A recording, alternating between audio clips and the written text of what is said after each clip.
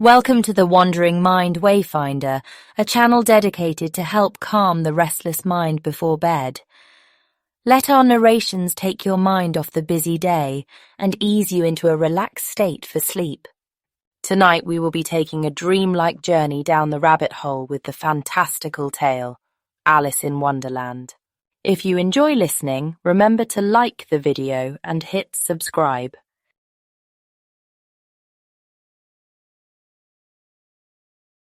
Chapter 1. Down the Rabbit Hole.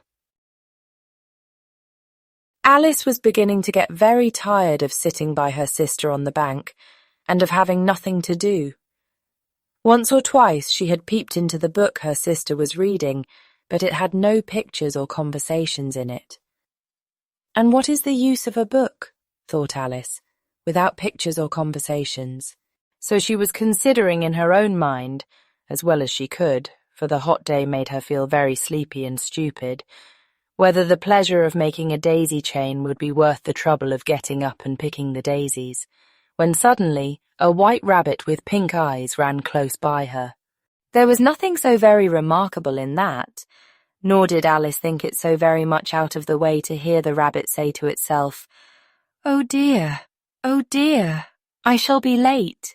When she thought it over afterwards, it occurred to her that she ought to have wondered at this, but at the time it all seemed quite natural. But when the rabbit actually took a watch out of its waistcoat pocket and looked at it and then hurried on, Alice started to her feet, for it flashed across her mind that she had never before seen a rabbit with either a waistcoat pocket or a watch to take out of it, and burning with curiosity, she ran across the field after it, and fortunately was just in time to see it pop down a large rabbit hole under the hedge. In another moment down went Alice after it, never once considering how in the world she was to get out again. The rabbit hole went straight on like a tunnel for some way, and then dipped suddenly down, so suddenly that Alice had not a moment to think about stopping herself before she found herself falling down a very deep well. Either the well was very deep, or she fell very slowly, for she had plenty of time as she went down to look about her and to wonder what was going to happen next. First, she tried to look down and make out what she was coming to, but it was too dark to see anything. Then she looked at the sides of the well and noticed that they were filled with cupboards and bookshelves. Here and there she saw maps and pictures hung upon pegs. She took down a jar from one of the shelves as she passed. It was labelled orange marmalade, but to her great disappointment it was empty. She did not like to drop the jar for fear of killing somebody underneath, so managed to put it into one of the cupboards as she fell past it. "Well," thought Alice to herself, "after such a fall as this, I shall think nothing of tumbling downstairs. How brave they'll all think me at home. Why, I wouldn't say anything about it, even if I fell off the top of the house," which was very likely true. Down, down, down. Would the fall never come to an end? "I wonder how many miles I've fallen by this time," she said aloud. "I must be getting somewhere near the centre of the earth. Let me see. That would be 4,000 miles down, I think." For, you see, Alice had learnt several things of this sort in her lessons in the schoolroom, and though this was not a very good opportunity for showing off her knowledge, as there was no one to listen to her, still it was good practice to say it over. "Yes, that's about the right distance, but then I wonder what latitude or longitude I've got to." Alice had no idea what latitude was, or longitude either, but thought they were nice grand words to say. Presently she began again. "I wonder if I shall fall right through the earth. How funny it'll seem to come out among the people that walk with their heads downward. The antipathies, I think." She was rather glad there was no one listening, this time, as it didn't sound at all the right word. "But I shall have to ask them what the name of the country is, you know." "Please, Mum, is this New Zealand or Australia?" And she tried to curtsy as she spoke. Fancy curtsying as you're falling through the air. Do you think you could manage it? "And what an ignorant little girl she'll think me for asking." "No, it'll never do to ask. Perhaps I shall see it written up somewhere." Down, down, down. There was nothing else to do, so Alice soon began talking again. "Dinah'll miss me very much tonight, I should think." Dinah was the cat. "I hope they'll remember her saucer of milk at tea time. Dinah, my dear, I wish you were down here with me. There are no mice in the air, I'm afraid, but you might catch a bat, and that's very like a mouse, you know. But do cats eat bats, I wonder?" And here Alice began to get rather sleepy, and went on saying to herself, in a dreamy sort of way, "Do cats eat bats? Do cats eat bats? And sometimes, do bats eat cats?" For you see, as she couldn't answer either question, it didn't much matter which way she put it. She felt that she was dozing off, and had just begun to dream that she was walking hand in hand with Dinah, and saying to her very earnestly, "Now, Dinah, tell me the truth. Did you ever eat a bat?" When suddenly, thump, thump, down she came upon a heap of sticks and dry leaves, and the fall was over. Alice was not a bit hurt, and she jumped up onto her feet in a moment. She looked up, but it was all dark overhead. Before her was another long passage, and the White Rabbit was still in sight, hurrying down it. There was not a moment to be lost. Away went Alice like the wind, and was just in time to hear it say, as it turned a corner, "Oh, my ears and whiskers, how late it's getting." She was close behind it when she turned the corner, but the rabbit was no longer to be seen.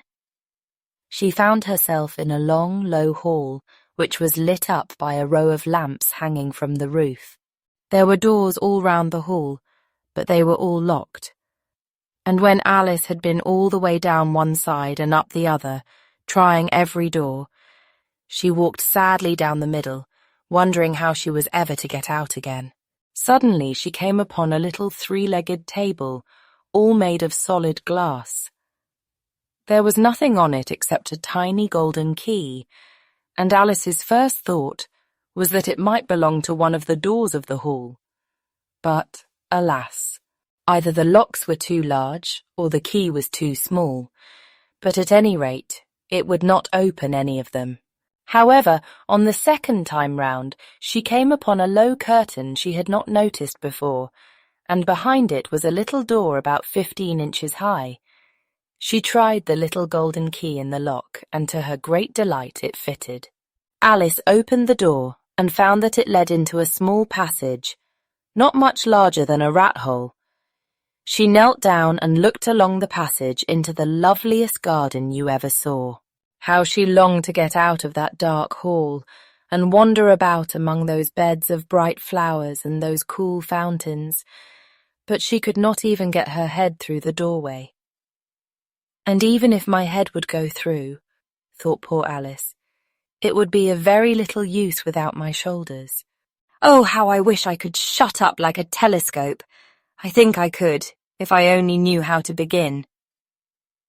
For you see, so many out-of-the-way things had happened lately that Alice had begun to think that very few things indeed were really impossible. There seemed to be no use in waiting by the little door, so she went back to the table, half hoping she might find another key on it, or at any rate a book of rules for shutting people up like telescopes.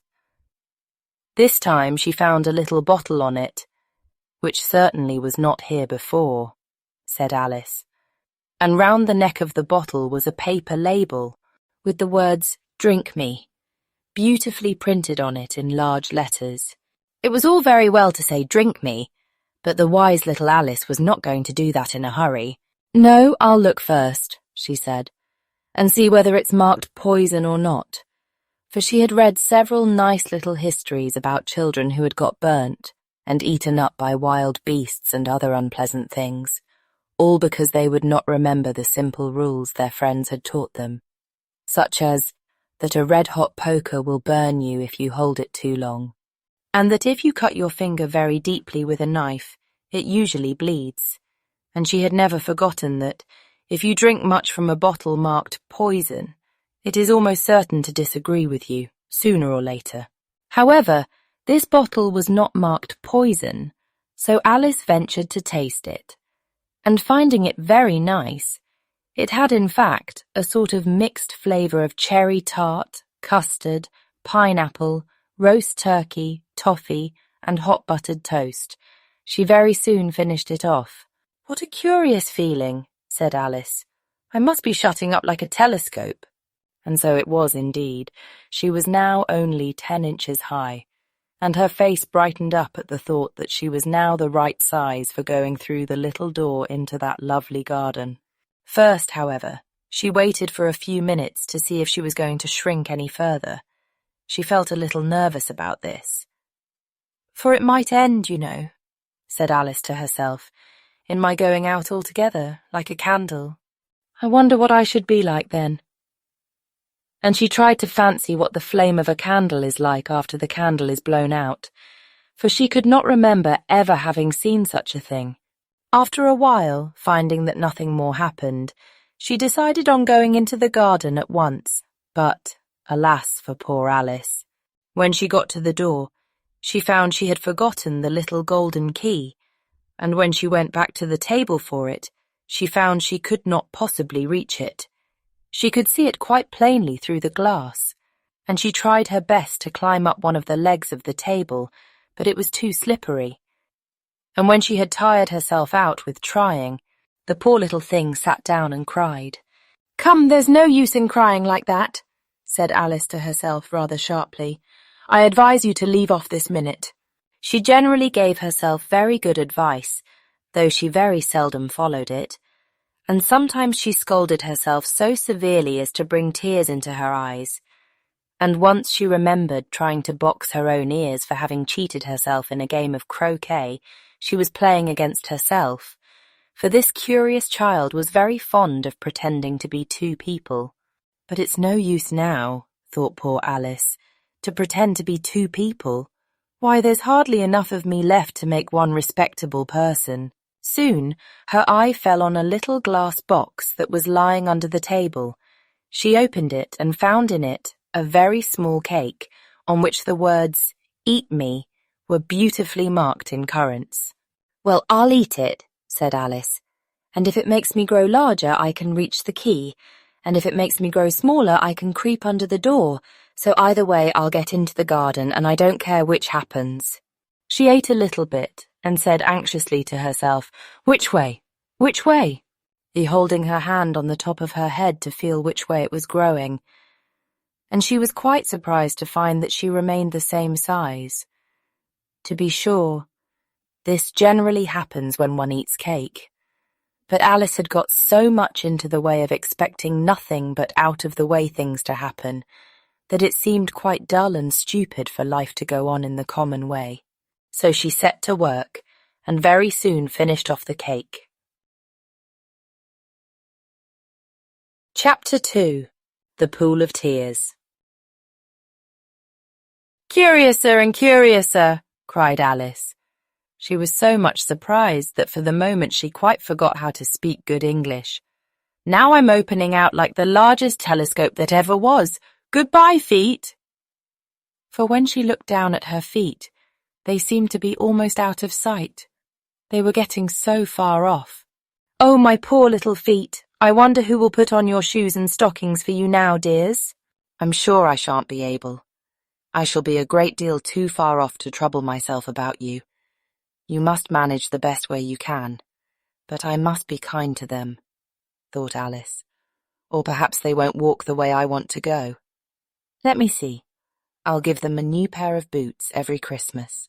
And she went on planning to herself how she would manage it. They must go by the carrier, she thought, and how funny it'll seem, sending presents to one's own feet, and how odd the directions will look. Alice's right foot square, hearthrug, near the fender, with Alice's love. "Oh dear, what nonsense I'm talking." Just then, her head struck against the roof of the hall. In fact, she was now more than 9 feet high, and she at once took up the little golden key and hurried off to the garden door. Poor Alice! It was as much as she could do, lying down on one side, to look through into the garden with one eye. But to get through was more hopeless than ever, She sat down and began to cry again. "You ought to be ashamed of yourself," said Alice. "A great girl like you," she might well say this, "to go on crying in this way. Stop this moment, I tell you." But she went on all the same, shedding gallons of tears, until there was a large pool all round her, about 4 inches deep and reaching half down the hall. After a time she heard a little pattering of feet in the distance, and she hastily dried her eyes to see what was coming. It was the White Rabbit returning, splendidly dressed, with a pair of white kid gloves in one hand and a large fan in the other. He came trotting along in a great hurry, muttering to himself as he came, "Oh, the Duchess, the Duchess! Oh, won't she be savage if I've kept her waiting?" Alice felt so desperate that she was ready to ask help of anyone. So when the rabbit came near her, she began in a low, timid voice, "If you please, sir." The rabbit started violently, dropped the white kid gloves and the fan, and scurried away into the darkness as hard as he could go. Alice took up the fan and gloves, and as the hall was very hot, she kept fanning herself all the time she went on talking. "Dear, dear, how queer everything is today. And yesterday things went on just as usual. I wonder if I've been changed in the night. Let me think. Was I the same when I got up this morning? I almost think I can remember feeling a little different. But if I'm not the same, the next question is, who in the world am I? Ah, that's the great puzzle."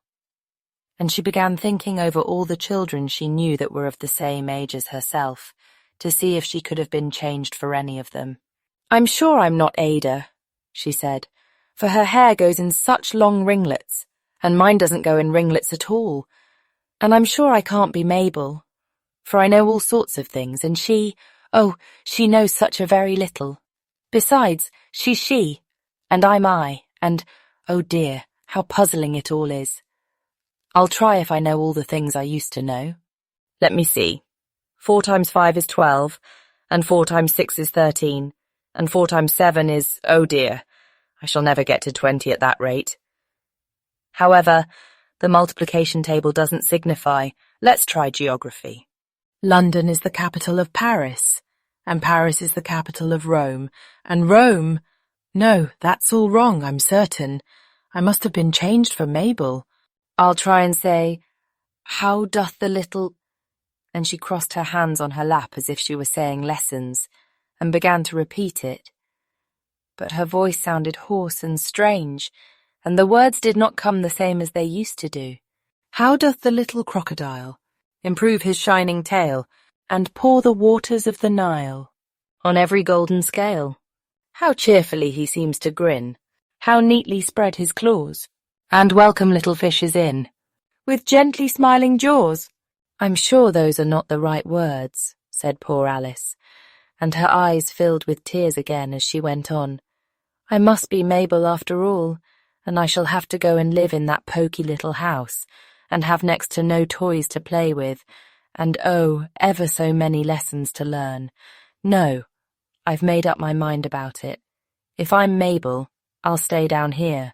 It'll be no use their putting their heads down and saying, "Come up again, dear." I shall only look up and say, "Who am I then? Tell me that first, and then, if I like being that person, I'll come up. If not, I'll stay down here till I'm somebody else." "But oh dear," cried Alice with a sudden burst of tears, "I do wish they would put their heads down. I am so very tired of being all alone here." As she said this, she looked down at her hands, and was surprised to see that she had put on one of the rabbit's little white kid gloves while she was talking. How can I have done that? She thought. I must be growing small again. She got up and went to the table to measure herself by it, and found that, as nearly as she could guess, she was now about 2 feet high and was going on shrinking rapidly. She soon found out that the cause of this was the fan she was holding, and she dropped it hastily, just in time to avoid shrinking away altogether. "That was a narrow escape," said Alice, a good deal frightened at the sudden change, but very glad to find herself still in existence. "And now for the garden!" And she ran with all speed back to the little door. But alas, the little door was shut again, and the little golden key was lying on the glass table as before. And things are worse than ever, thought the poor child. For I never was so small as this before. Never. And I declare it's too bad that it is. As she said these words, her foot slipped, and in another moment, splash! She was up to her chin in salt water. Her first idea was that she had somehow fallen into the sea. And in that case I can go back by railway, she said to herself. Alice had been to the seaside once in her life, and had come to the general conclusion that wherever you go to on the English coast, you find a number of bathing machines in the sea. Some children digging in the sand with wooden spades, then a row of lodging houses, and behind them a railway station. And however, she soon made out that she was in the pool of tears which she had wept when she was 9 feet high. "I wish I hadn't cried so much," said Alice as she swam about, trying to find her way out. "I shall be punished for it now, I suppose, by being drowned in my own tears. That will be a queer thing, to be sure. However, everything is queer today." Just then, she heard something splashing about in the pool a little way off, and she swam nearer to make out what it was. At first she thought it must be a walrus or hippopotamus. But then she remembered how small she was now, and she soon made out that it was only a mouse that had slipped in like herself. Would it be of any use, now, thought Alice, to speak to this mouse? Everything is so out of the way down here that I should think very likely it can talk. At any rate, there's no harm in trying. So she began. "Oh, mouse, do you know the way out of this pool? I am very tired of swimming about here, oh mouse." Alice thought this must be the right way of speaking to a mouse. She had never done such a thing before, but she remembered having seen in her brother's Latin grammar, "A mouse of a mouse to a mouse, oh mouse." And the mouse looked at her rather inquisitively, and seemed to her to wink with one of its little eyes, but it said nothing. "Perhaps it doesn't understand English," thought Alice. "I dare say it's a French mouse, come over with William the Conqueror." For, with all her knowledge of history, Alice had no very clear notion how long ago anything had happened. So she began again. "Où est ma chatte?" which was the first sentence in her French lesson book. The mouse gave a sudden leap out of the water and seemed to quiver all over with fright. "Oh, I beg your pardon," cried Alice hastily, afraid that she had hurt the poor animal's feelings. "I quite forgot you didn't like cats." "Not like cats?" cried the mouse in a shrill, passionate voice. "Would you like cats if you were me?" "Well, perhaps not," said Alice in a soothing tone. "Don't be angry about it. And yet I wish I could show you our cat Dinah. I think you'd take a fancy to cats if you could only see her. She is such a dear, quiet thing," Alice went on, half to herself, as she swam lazily about in the pool, "and she sits purring so nicely by the fire, licking her paws and washing her face, and she is such a nice, soft thing to nurse, and she's such a capital one for catching mice." "Oh, I beg your pardon," cried Alice again, for this time the mouse was bristling all over, and she felt certain it must be really offended. "We won't talk about her any more if you'd rather not." "We indeed!" cried the mouse, who was trembling down to the end of his tail. "As if I would talk on such a subject. Our family always hated cats. Nasty, low, vulgar things. Don't let me hear the name again." "I won't indeed," said Alice, in a great hurry to change the subject of conversation. Are you fond of dogs?" The mouse did not answer, so Alice went on eagerly. "There is such a nice little dog near our house I should like to show you. A little bright-eyed terrier, you know, with, such long curly brown hair. And it'll fetch things when you throw them, and it'll sit up and beg for its dinner and all sorts of things. I can't remember half of them. and it belongs to a farmer, you know, and he says it's so useful, it's worth £100. He says it kills all the rats and— "Oh dear," cried Alice in a sorrowful tone. "I'm afraid I've offended it again." For the mouse was swimming away from her as hard as it could go, and making quite a commotion in the pool as it went. So she called softly after it, "Mouse dear, do come back again, and we won't talk about cats or dogs either if you don't like them." When the mouse heard this, it turned round and swam slowly back to her. Its face was quite pale, with passion, Alice thought, and it said in a low, trembling voice, "Let us get to the shore, and then I'll tell you my history, and you'll understand why it is I hate cats and dogs." It was high time to go, for the pool was getting quite crowded with the birds and animals that had fallen into it. There were a duck and a dodo, a lory and an eaglet, and several other curious creatures. Alice led the way, and the whole party swam to the shore.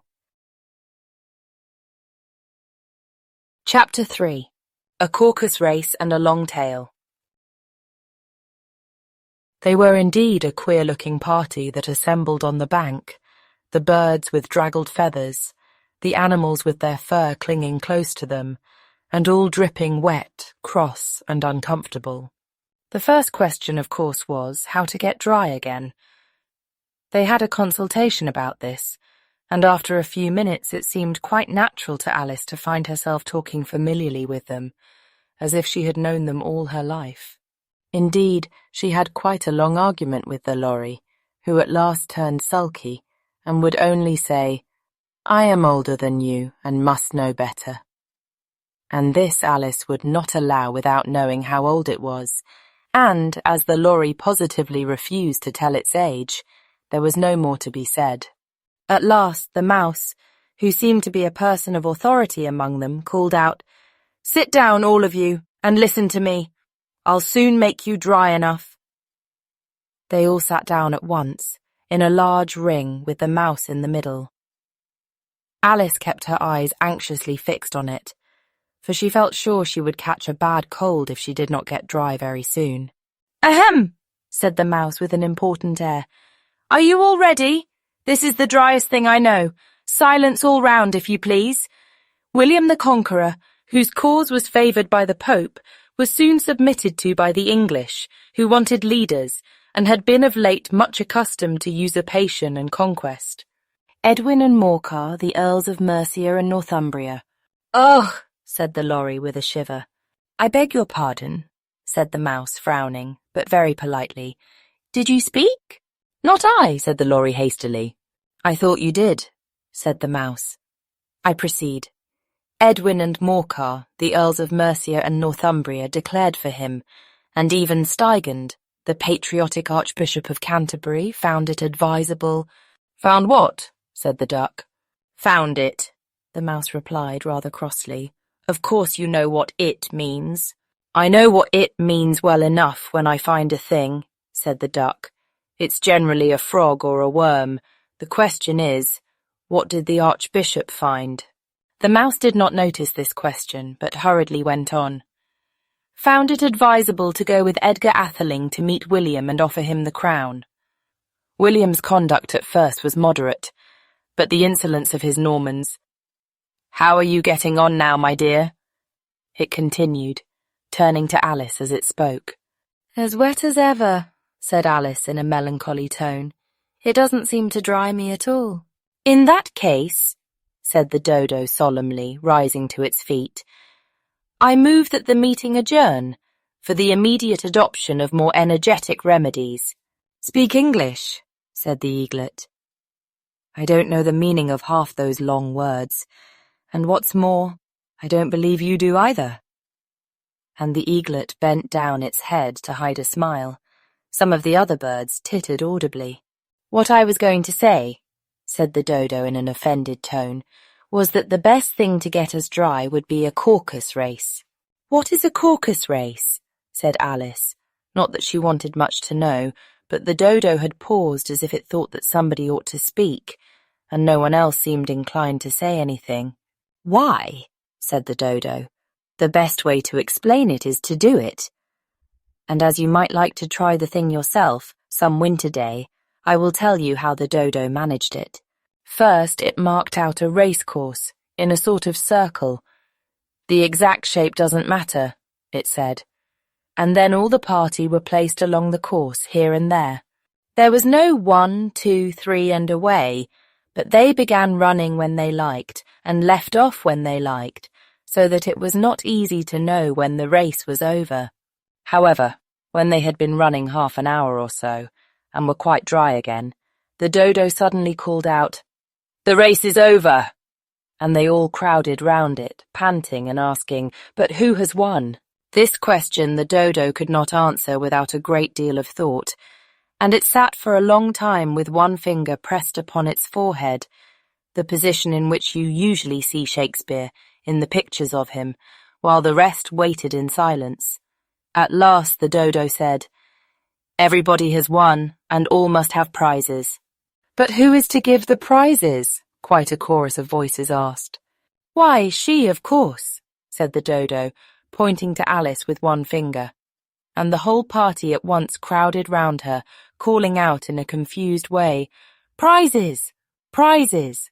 Alice had no idea what to do, and in despair she put her hand in her pocket and pulled out a box of comfits. Luckily the salt water had not got into it, and handed them round as prizes. There was exactly one apiece, all round. "But she must have a prize herself, you know," said the mouse. "Of course," the dodo replied very gravely. "What else have you got in your pocket?" he went on, turning to Alice. "Only a thimble," said Alice sadly. "Hand it over here," said the dodo. Then they all crowded round her once more, while the dodo solemnly presented the thimble, saying, "We beg your acceptance of this elegant thimble." And when it had finished this short speech, they all cheered. Alice thought the whole thing very absurd, but they all looked so grave that she did not dare to laugh. And as she could not think of anything to say, she simply bowed and took the thimble, looking as solemn as she could. The next thing was to eat the comfits. This caused some noise and confusion, as the large birds complained that they could not taste theirs, and the small ones choked and had to be patted on the back. However, it was over at last, and they sat down again in a ring and begged the mouse to tell them something more. "You promised to tell me your history, you know," said Alice, "and why it is you hate C and D," she added in a whisper, half afraid that it would be offended again. "Mine is a long and a sad tale," said the mouse, turning to Alice and sighing. "It is a long tale, certainly," said Alice, looking down with wonder at the mouse's tail. "But why do you call it sad?" And she kept on puzzling about it while the mouse was speaking, so that her idea of the tale was something like this. Fury said to her, "Mouse that he met in the house, let us both go to law. I will prosecute. You come. I'll take no denial. We must have a trial for really this morning I've nothing to do," said the mouse to the such a trial, dear sir, with no jury or judge would be wasting our breath. I'll be judge, I'll be jury, said cunning old Fury. I'll try the whole cause and condemn you to death. You are not attending, said the mouse to Alice severely. What are you thinking of? I beg your pardon, said Alice very humbly. You had got to the 5th bend, I think. I had not, cried the mouse sharply and very angrily. A knot, said Alice, always ready to make herself useful and looking anxiously about her. Oh, do let me help to undo it. I shall do nothing of the sort, said the mouse, getting up and walking away. You insult me by talking such nonsense. I didn't mean it, pleaded poor Alice. But you're so easily offended, you know. The mouse only growled in reply. Please come back and finish your story, Alice called after it, and the others all joined in chorus. "Yes, please do." But the mouse only shook its head impatiently and walked a little quicker. "What a pity it wouldn't stay," sighed the lorry as soon as it was quite out of sight. And an old crab took the opportunity of saying to her daughter, "Ah, my dear, let this be a lesson to you never to lose your temper." "Hold your tongue, Ma," said the young crab a little snappishly. "You're enough to try the patience of an oyster." "I wish I had our Dinah here. I know I do," said Alice aloud, addressing nobody in particular. "She'd soon fetch it back." "And who is Dinah, if I might venture to ask the question?" said the lorry. Alice replied eagerly, for she was always ready to talk about her pet. "Dinah's our cat, and she's such a capital one for catching mice you can't think. And oh, I wish you could see her after the birds. Why, she'll eat a little bird as soon as look at it." This speech caused a remarkable sensation among the party. Some of the birds hurried off at once. One old magpie began wrapping itself up very carefully, remarking, "I really must be getting home. The night air doesn't suit my throat." And a canary called out in a trembling voice to its children, "Come away, my dears. It's high time you were all in bed." On various pretexts, they all moved off, and Alice was soon left alone. "I wish I hadn't mentioned Dinah," she said to herself in a melancholy tone. "Nobody seems to like her down here, and I'm sure she's the best cat in the world. Oh, my dear Dinah, I wonder if I shall ever see you any more." And here poor Alice began to cry again, for she felt very lonely and low-spirited. In a little while, however, she again heard a little pattering of footsteps in the distance, and she looked up eagerly, half hoping that the mouse had changed his mind and was coming back to finish his story. Chapter 4. The Rabbit Sends in a Little Bill. It was the White Rabbit, trotting slowly back again and looking anxiously about as it went, as if it had lost something. And she heard it muttering to itself, "The Duchess! The Duchess!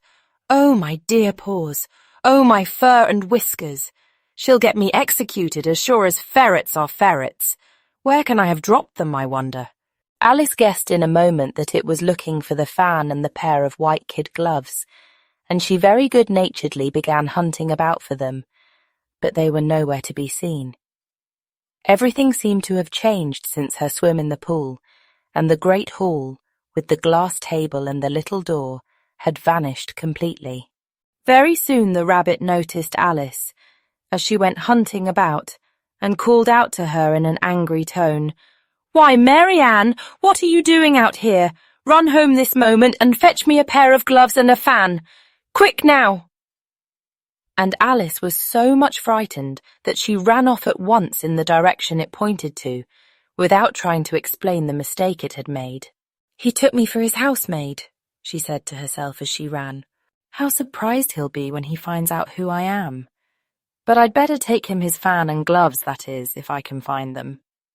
As she said this, she came upon a neat little house, on the door of which was a bright brass plate with the name W. Rabbit engraved upon it. She went in without knocking, and hurried upstairs, in great fear lest she should meet the real Mary Ann, and be turned out of the house before she had found the fan and gloves. "How queer it seems," Alice said to herself, "to be going messages for a rabbit. I suppose Dinah'll be sending me on messages next." And she began fancying the sort of thing that would happen. "Miss Alice, come here directly and get ready for your walk." "Coming in a minute, nurse. But I've got to see that the mouse doesn't get out." "Only I don't think," Alice went on, "that they'd let Dinah stop in the house if it began ordering people about like that." By this time she had found her way into a tidy little room with a table in the window, and on it, as she had hoped, a fan and 2 or 3 pairs of tiny white kid gloves. She took up the fan and a pair of the gloves, and was just going to leave the room when her eye fell upon a little bottle that stood near the looking-glass. There was no label this time with the words, "Drink me," but nevertheless she uncorked it and put it to her lips. "I know something interesting is sure to happen," she said to herself, "whenever I eat or drink anything, so I'll just see what this bottle does. I do hope it'll make me grow large again, for really I'm quite tired of being such a tiny little thing." It did so indeed, and much sooner than she had expected. Before she had drunk half the bottle, she found her head pressing against the ceiling, and had to stoop to save her neck from being broken. She hastily put down the bottle, saying to herself, "That's quite enough. I hope I shan't grow any more. As it is, I can't get out at the door. I do wish I hadn't drunk quite so much." Alas, it was too late to wish that. She went on growing and growing, and very soon had to kneel down on the floor. In another minute there was not even room for this, and she tried the effect of lying down with one elbow against the door and the other arm curled round her head. Still she went on growing, and as a last resource, she put one arm out of the window and one foot up the chimney, and said to herself, "Now I can do no more. Whatever happens, what will become of me? Become." Luckily for Alice, the little magic bottle had now had its full effect, and she grew no larger. Still, it was very uncomfortable, and as there seemed to be no sort of chance of her ever getting out of the room again, no wonder she felt unhappy. It was much pleasanter at home, thought poor Alice, when one wasn't always growing larger and smaller, and being ordered about by mice and rabbits. I almost wish I hadn't gone down that rabbit hole, and yet, it's rather curious, you know, this sort of life. I do wonder what can have happened to me. When I used to read fairy tales, I fancied that kind of thing never happened, and now here I am in the middle of one. There ought to be a book written about me, that there ought. And when I grow up, I'll write one, but I'm grown up now, she added in a sorrowful tone. At least there's no room to grow up any more here. But then, thought Alice, shall I never get any older than I am now? That'll be a comfort. One way never to be an old woman, but then always to have lessons to learn. Oh, I shouldn't like that. "Oh, you foolish Alice," she answered herself. "How can you learn lessons in here? Why, there's hardly room for you, and no room at all for any lesson books." And so she went on, taking first one side and then the other, and making quite a conversation of it altogether. But after a few minutes, she heard a voice outside, and stopped to listen. "Mary Ann! Mary Ann!" said the voice. "Fetch me my gloves this moment." Then came a little pattering of feet on the stairs. Alice knew it was the rabbit coming to look for her, and she trembled till she shook the house, quite forgetting that she was now about 1,000 times as large as the rabbit, and had no reason to be afraid of it. Presently the rabbit came up to the door and tried to open it, but as the door opened inwards, and Alice's elbow was pressed hard against it, that attempt proved a failure. Alice heard it say to itself, "Then I'll go round and get in at the window." "That you won't," thought Alice, and after waiting till she fancied she heard the rabbit just under the window, she suddenly spread out her hand and made a snatch in the air. She did not get hold of anything, but she heard a little shriek and a fall and a crash of broken glass, from which she concluded that it was just possible it had fallen into a cucumber frame, or something of the sort. Next came an angry voice, the rabbit's, "Pat, Pat, where are you?" And then a voice she had never heard before. "Sure then I'm here, digging for apples, your honour." "Digging for apples indeed," said the rabbit angrily. "Here, come and help me out of this." Sounds of more broken glass. "Now tell me, Pat, what's that in the window?" "Sure, it's an arm, your honour." He pronounced it Aram. "An arm, you goose! Who ever saw one that size? Why, it fills the whole window." "Sure it does, your honour, but it's an arm for all that." "Well, it's got no business there at any rate. Go and take it away." There was a long silence after this, and Alice could only hear whispers now and then, such as, "Sure, I don't like it, your honour, at all, at all." Do as I tell you, you coward! And at last she spread out her hand again and made another snatch in the air. This time there were 2 little shrieks, and more sounds of broken glass. What a number of cucumber frames there must be, thought Alice. I wonder what they'll do next. As for pulling me out of the window, I only wish they could. I'm sure I don't want to stay in here any longer. She waited for some time without hearing anything more. At last came a rumbling of little cartwheels, and the sound of a good many voices all talking together. She made out the words, "Where's the other ladder? Why, I hadn't to bring but one. Bill's got the other bill. Fetch it here, lad. Here, put 'em up at this corner. No, tie 'em together first. They don't reach half high enough yet." "Oh, they'll do well enough. Don't be particular here, Bill. Catch hold of this rope. Will the roof bear? Mind that loose slate. Oh, it's coming down! Heads below!" A loud crash. "Now who did that? It was Bill, I fancy. Who's to go down the chimney? Nay, I shan't. You do it." "That I won't, then. Bill's to go down here, Bill. The master says you're to go down the chimney." "Oh, so Bill's got to come down the chimney, has he?" said Alice to herself. Shy. They seem to put everything upon Bill. I wouldn't be in Bill's place for a good deal. This fireplace is narrow, to be sure, but I think I can kick a little. She drew her foot as far down the chimney as she could, and waited till she heard a little animal, she couldn't guess of what sort it was, scratching and scrambling about in the chimney close above her.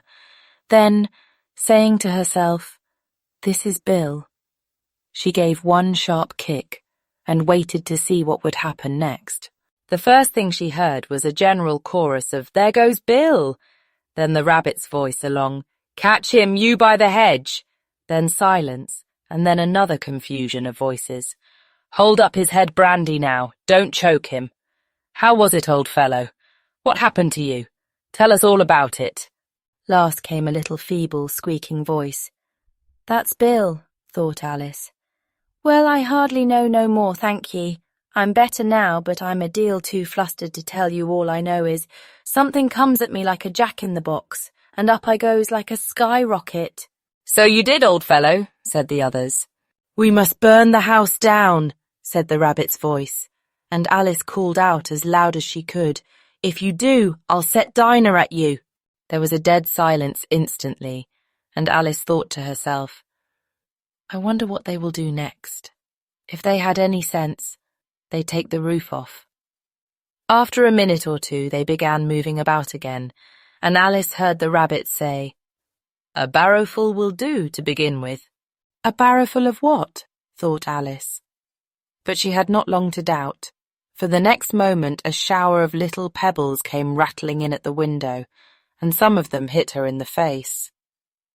"I'll put a stop to this," she said to herself, and shouted out, "You'd better not do that again," which produced another dead silence. Alice noticed with some surprise that the pebbles were all turning into little cakes as they lay on the floor, and a bright idea came into her head. "If I eat one of these cakes," she thought, "it's sure to make some change in my size, and as it can't possibly make me larger, it must make me smaller, I suppose." So she swallowed one of the cakes, and was delighted to find that she began shrinking directly. As soon as she was small enough to get through the door, she ran out of the house and found quite a crowd of little animals and birds waiting outside. The poor little lizard, Bill, was in the middle, being held up by 2 guinea pigs, who were giving it something out of a bottle. They all made a rush at Alice the moment she appeared, but she ran off as hard as she could, and soon found herself safe in a thick wood. "The first thing I've got to do," said Alice to herself as she wandered about in the wood, "is to grow to my right size again. And the second thing is to find my way into that lovely garden. I think that will be the best plan." It sounded an excellent plan, no doubt, and very neatly and simply arranged. The only difficulty was that she had not the smallest idea how to set about it, and while she was peering about anxiously among the trees, a little sharp bark just over her head made her look up in a great hurry. An enormous puppy was looking down at her with large round eyes and feebly stretching out one paw, trying to touch her.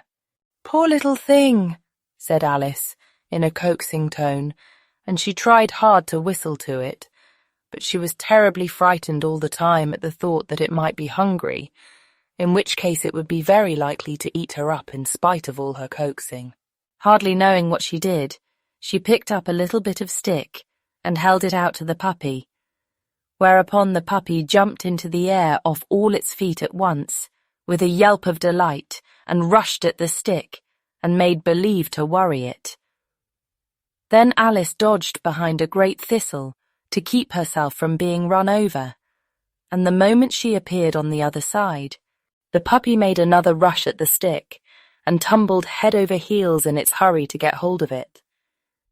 Then Alice, thinking it was very like having a game of play with a cart horse, and expecting every moment to be trampled under its feet, ran round the thistle again.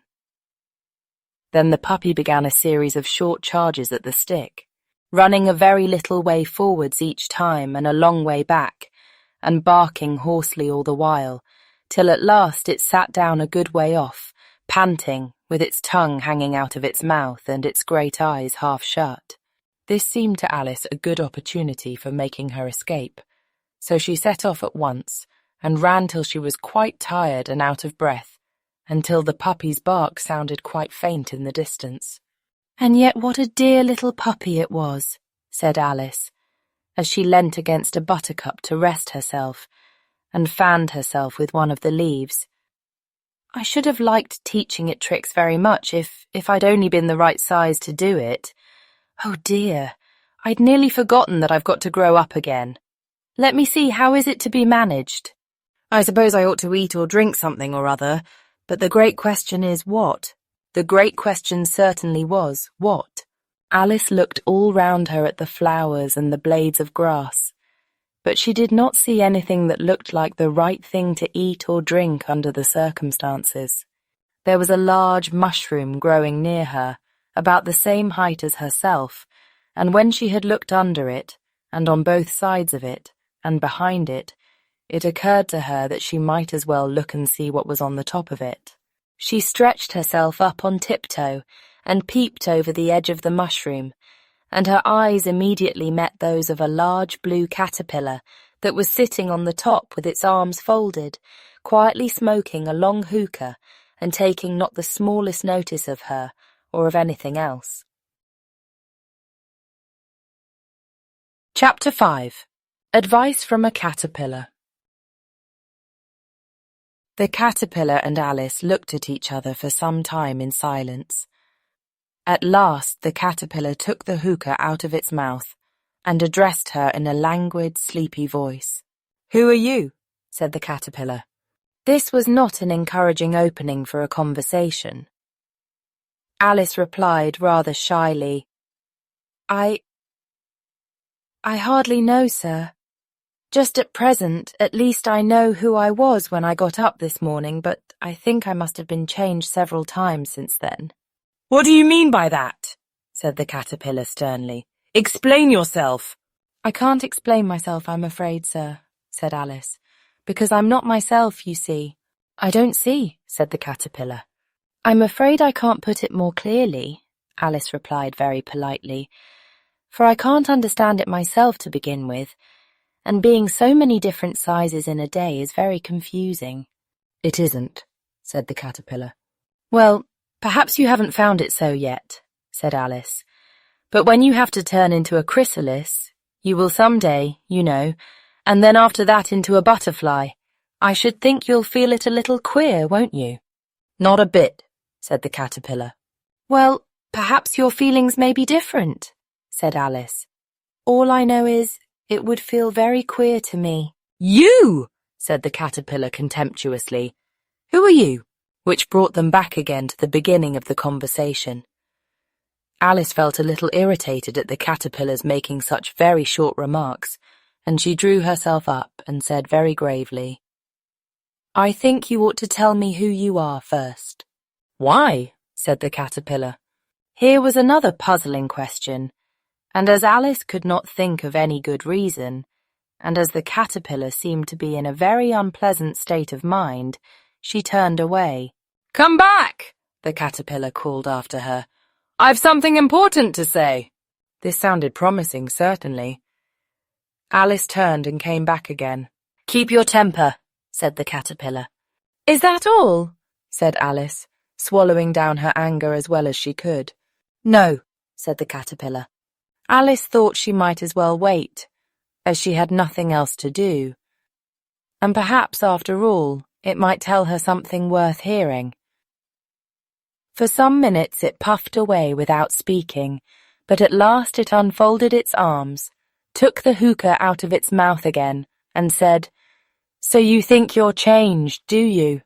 "I'm afraid I am, sir," said Alice. "I can't remember things as I used, and I don't keep the same size for 10 minutes together." "Can't remember what things?" said the caterpillar. "Well, I've tried to say, 'How doth the little busy bee?' but it all came different," Alice replied in a very melancholy voice. "Repeat, 'You are old, Father William,'" said the caterpillar. Alice folded her hands and began. "You are old, Father William," the young man said, "and your hair has become very white, and yet you incessantly stand on your head. Do you think at your age it is right?" "In my youth," Father William replied to his son, "I feared it might injure the brain, but now that I'm perfectly sure I have none, why, I do it again and again." "You are old," said the youth, "as I mentioned before, and have grown most uncommonly fat. Yet you turned a back somersault in at the door. Pray, what is the reason of that?" "In my youth," said the sage as he shook his grey locks, "I kept all my limbs very supple, by the use of this ointment, 1 shilling the box. Allow me to sell you a couple?" "You are old," said the youth, "and your jaws are too weak for anything tougher than suet.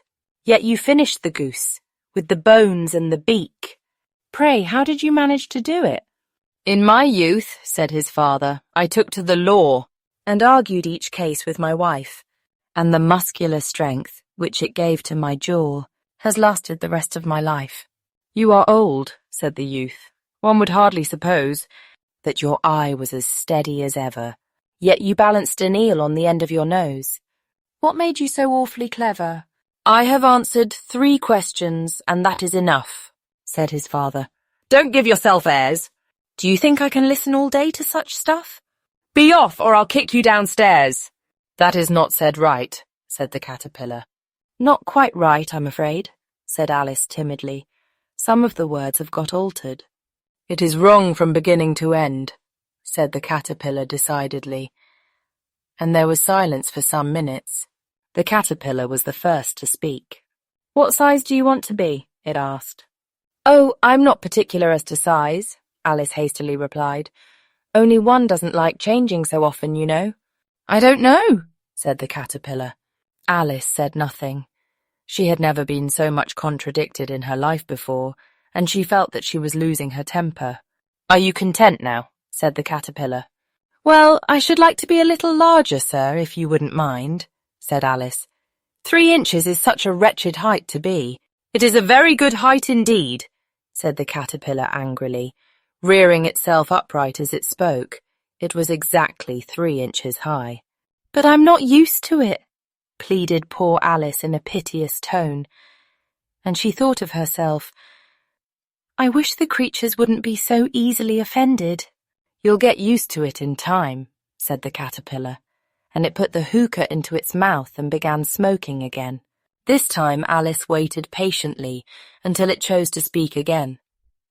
In a minute or two, the caterpillar took the hookah out of its mouth and yawned once or twice, and shook itself. Then it got down off the mushroom and crawled away in the grass, merely remarking as it went, "One side will make you grow taller, and the other side will make you grow shorter." "One side of what? The other side of what?" thought Alice to herself. "Of the mushroom," said the caterpillar, just as if she had asked it aloud, and in another moment it was out of sight. Alice remained looking thoughtfully at the mushroom for a minute, trying to make out which were the 2 sides of it, and as it was perfectly round, she found this a very difficult question. However, At last she stretched her arms round it as far as they would go, and broke off a bit of the edge with each hand. "And now which is which?" she said to herself, and nibbled a little of the right-hand bit to try the effect. The next moment she felt a violent blow underneath her chin. It had struck her foot. She was a good deal frightened by this very sudden change, but she felt that there was no time to be lost, as she was shrinking rapidly, so she set to work at once to eat some of the other bit. Her chin was pressed so closely against her foot that there was hardly room to open her mouth, but she did it at last, and managed to swallow a morsel of the left-hand bit. "Come, my head's free at last," said Alice in a tone of delight, which changed into alarm in another moment, when she found that her shoulders were nowhere to be found. All she could see when she looked down was an immense length of neck, which seemed to rise like a stalk out of a sea of green leaves that lay far below her. "What can all that green stuff be?" said Alice. "And where have my shoulders got to? And oh, my poor hands, how is it I can't see you?" She was moving them about as she spoke, but no result seemed to follow, except a little shaking among the distant green leaves.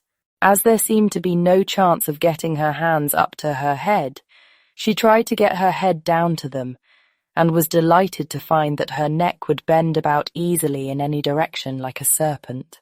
She had just succeeded in curving it down into a graceful zigzag, and was going to dive in among the leaves, which she found to be nothing but the tops of the trees under which she had been wandering, when a sharp hiss made her draw back in a hurry. A large pigeon had flown into her face, and was beating her violently with its wings.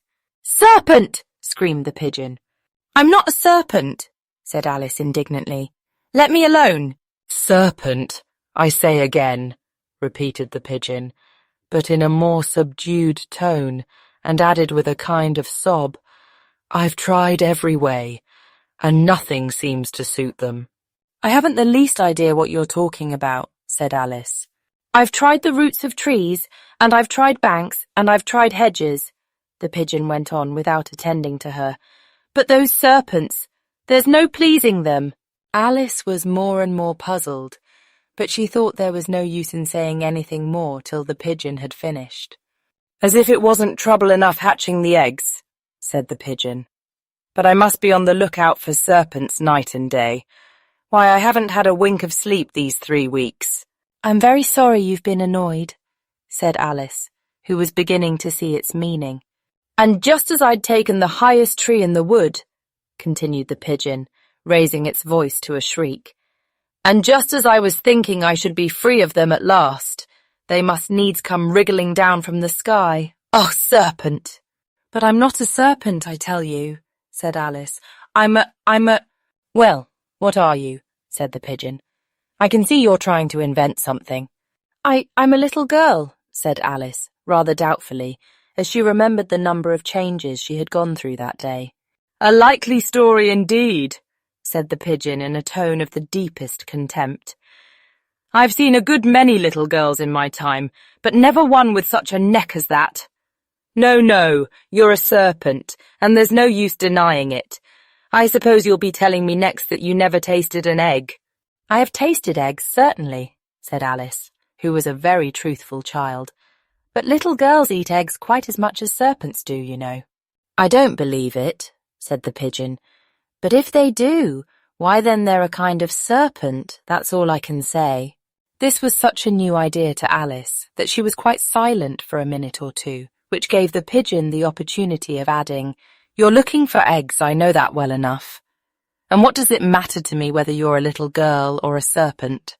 "It matters a good deal to me," said Alice hastily.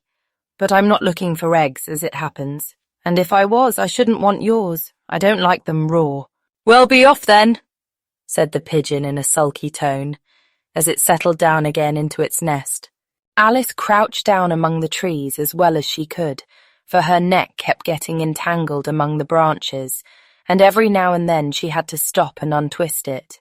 After a while she remembered that she still held the pieces of mushroom in her hands, and she set to work very carefully, nibbling first at one and then at the other, and growing sometimes taller and sometimes shorter, until she had succeeded in bringing herself down to her usual height. It was so long since she had been anything near the right size that it felt quite strange at first. But she got used to it in a few minutes and began talking to herself, as usual. Come, there's half my plan done now. How puzzling all these changes are. I'm never sure what I'm going to be from one minute to another. However, I've got back to my right size. The next thing is to get into that beautiful garden. How is that to be done, I wonder? As she said this, she came suddenly upon an open place with a little house in it about 4 feet high. Whoever lives there, thought Alice, it'll never do to come upon them this size. Why, I should frighten them out of their wits. So she began nibbling at the right-hand bit again, and did not venture to go near the house till she had brought herself down to 9 inches high. Chapter 6. Pig and Pepper. For a minute or two she stood looking at the house and wondering what to do next, when suddenly a footman in livery came running out of the wood. She considered him to be a footman because he was in livery. Otherwise, judging by his face only, she would have called him a fish, and rapped loudly at the door with his knuckles. It was opened by another footman in livery, with a round face and large eyes like a frog, and both footmen, Alice noticed, had powdered hair that curled all over their heads. She felt very curious to know what it was all about, and crept a little way out of the wood to listen. The fish footman began by producing from under his arm a great letter, nearly as large as himself, and this he handed over to the other, saying in a solemn tone, "For the Duchess. An invitation from the Queen to play croquet." The frog footman repeated, in the same solemn tone, only changing the order of the words a little, "From the Queen." An invitation for the Duchess to play croquet. Then they both bowed low and their curls got entangled together. Alice laughed so much at this that she had to run back into the wood for fear of their hearing her, and when she next peeped out the fish footman was gone and the other was sitting on the ground near the door, staring stupidly up into the sky. Alice went timidly up to the door and knocked. "There's no sort of use in knocking," said the footman. "And that for 2 reasons. First, because I'm on the same side of the door as you are. Secondly, because they're making such a noise inside no one could possibly hear you. And certainly there was a most extraordinary noise going on within, a constant howling and sneezing, and every now and then a great crash, as if a dish or kettle had been broken to pieces." "Please then," said Alice, "how am I to get in?"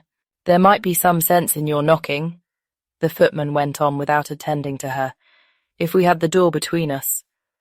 For instance, if you were inside you might knock, and I could let you out, you know." He was looking up into the sky all the time he was speaking, and this Alice thought decidedly uncivil. "But perhaps he can't help it," she said to herself.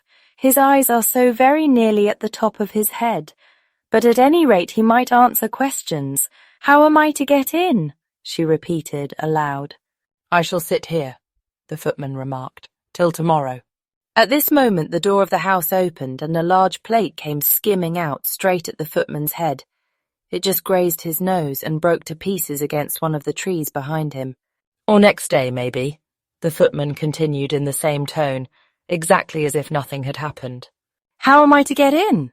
asked Alice again in a louder tone. "Are you to get in at all?" said the footman. "That's the first question, you know." It was, no doubt, only Alice did not like to be told so. "It's really dreadful," she muttered to herself, "the way all the creatures argue. It's enough to drive one crazy." The footman seemed to think this a good opportunity for repeating his remark with variations. "I shall sit here," he said, "on and off for days and days." "But what am I to do?" said Alice. "Anything you like," said the footman, and began whistling. "Oh, there's no use in talking to him," said Alice desperately. "He's perfectly idiotic." And she opened the door and went in. The door led right into a large kitchen, which was full of smoke from one end to the other. The Duchess was sitting on a three-legged stool in the middle, nursing a baby. The cook was leaning over the fire, stirring a large cauldron which seemed to be full of soup. "There's certainly too much pepper in that soup," Alice said to herself, as well as she could for sneezing. There was certainly too much of it in the air. Even the Duchess sneezed occasionally, and as for the baby, it was sneezing and howling alternately without a moment's pause. The only things in the kitchen that did not sneeze were the cook and a large cat which was sitting on the hearth and grinning from ear to ear. "Please, would you tell me," said Alice, a little timidly, for she was not quite sure whether it was good manners for her to speak first, "why your cat grins like that?" "It's a Cheshire cat," said the Duchess, "and that's why. Pig." She said the last word with such sudden violence that Alice quite jumped, but she saw in another moment that it was addressed to the baby, and not to her, so she took courage and went on again. "I didn't know that Cheshire cats always grinned. In fact, I didn't know that cats could grin." "They all can," said the Duchess, "and most of them do." "I don't know of any that do," Alice said very politely, feeling quite pleased to have got into a conversation. "You don't know much," said the Duchess, "and that's a fact." Alice did not at all like the tone of this remark, and thought it would be as well to introduce some other subject of conversation. While she was trying to fix on one, the cook took the cauldron of soup off the fire and at once set to work throwing everything within her reach at the Duchess, and the baby the fire irons came first. Then followed a shower of saucepans, plates, and dishes. The Duchess took no notice of them even when they hit her, and the baby was howling so much already that it was quite impossible to say whether the blows hurt it or not. "Oh, please mind what you're doing," cried Alice, jumping up and down in an agony of terror. "Oh, there goes his precious nose!" as an unusually large saucepan flew close by it and very nearly carried it off. "If everybody minded their own business," the Duchess said in a hoarse growl, "the world would go round a deal faster than it does." "Which would not be an advantage," said Alice, who felt very glad to get an opportunity of showing off a little of her knowledge. "Just think of what work it would make with the day and night. You see, the earth takes 24 hours to turn round on its axis." "Talking of axes," said the Duchess, "chop off her head." Alice glanced rather anxiously at the cook to see if she meant to take the hint, but the cook was busily stirring the soup and seemed not to be listening, so she went on again. 24 hours, I think, or is it 12? "Oh, don't bother me," said the Duchess. "I never could abide figures." And with that she began nursing her child again, singing a sort of lullaby to it as she did so, and giving it a violent shake at the end of every line. "Speak roughly to your little boy, and beat him when he sneezes. He only does it to annoy, because he knows it teases," in which the cook and the baby joined. "Wow! Wow! Wow!" While the Duchess sang the second verse of the song, she kept tossing the baby violently up and down, and the poor little thing howled so that Alice could hardly hear the words. "I speak severely to my boy. I beat him when he sneezes, for he can thoroughly enjoy the pepper when he pleases." "Wow! Wow! Wow!" "Here, you may nurse it a bit if you like," the Duchess said to Alice, flinging the baby at her as she spoke. "I must go and get ready to play croquet with the Queen," and she hurried out of the room. The cook threw a frying pan after her as she went out, but it just missed her. Alice caught the baby with some difficulty, as it was a queer-shaped little creature, and held out its arms and legs in all directions. "Just like a starfish," thought Alice. The poor little thing was snorting like a steam engine when she caught it, and kept doubling itself up and straightening itself out again, so that altogether for the first minute or two it was as much as she could do to hold it. As soon as she had made out the proper way of nursing it, which was to twist it up into a sort of knot, and then keep tight hold of its right ear and left foot, so as to prevent its undoing itself, she carried it out into the open air. "If I don't take this child away with me," thought Alice, "they're sure to kill it in a day or two. Wouldn't it be murder to leave it behind?" She said the last words out loud, and the little thing grunted in reply. It had left off sneezing by this time. "Don't grunt," said Alice. "That's not at all a proper way of expressing yourself." The baby grunted again, and Alice looked very anxiously into its face to see what was the matter with it. There could be no doubt that it had a very turn-up nose, much more like a snout than a real nose. Also, its eyes were getting extremely small for a baby. Altogether, Alice did not like the look of the thing at all. But perhaps it was only sobbing, she thought, and looked into its eyes again to see if there were any tears. No, there were no tears. "If you're going to turn into a pig, my dear," said Alice seriously, "I'll have nothing more to do with you. Mind now." The poor little thing sobbed again, or grunted, it was impossible to say which, and they went on for some while in silence. Alice was just beginning to think to herself, "Now, what am I to do with this creature when I get it home?" when it grunted again, so violently that she looked down into its face in some alarm. This time there could be no mistake about it. It was neither more nor less than a pig, and she felt that it would be quite absurd for her to carry it further. So she set the little creature down and felt quite relieved to see it trot away quietly into the wood. If it had grown up, she said to herself, it would have made a dreadfully ugly child, but it makes rather a handsome pig, I think. And she began thinking over other children she knew, who might do very well as pigs, and was just saying to herself, if one only knew the right way to change them, when she was a little startled by seeing the Cheshire Cat sitting on a bough of a tree a few yards off. The cat only grinned when it saw Alice. It looked good-natured, she thought.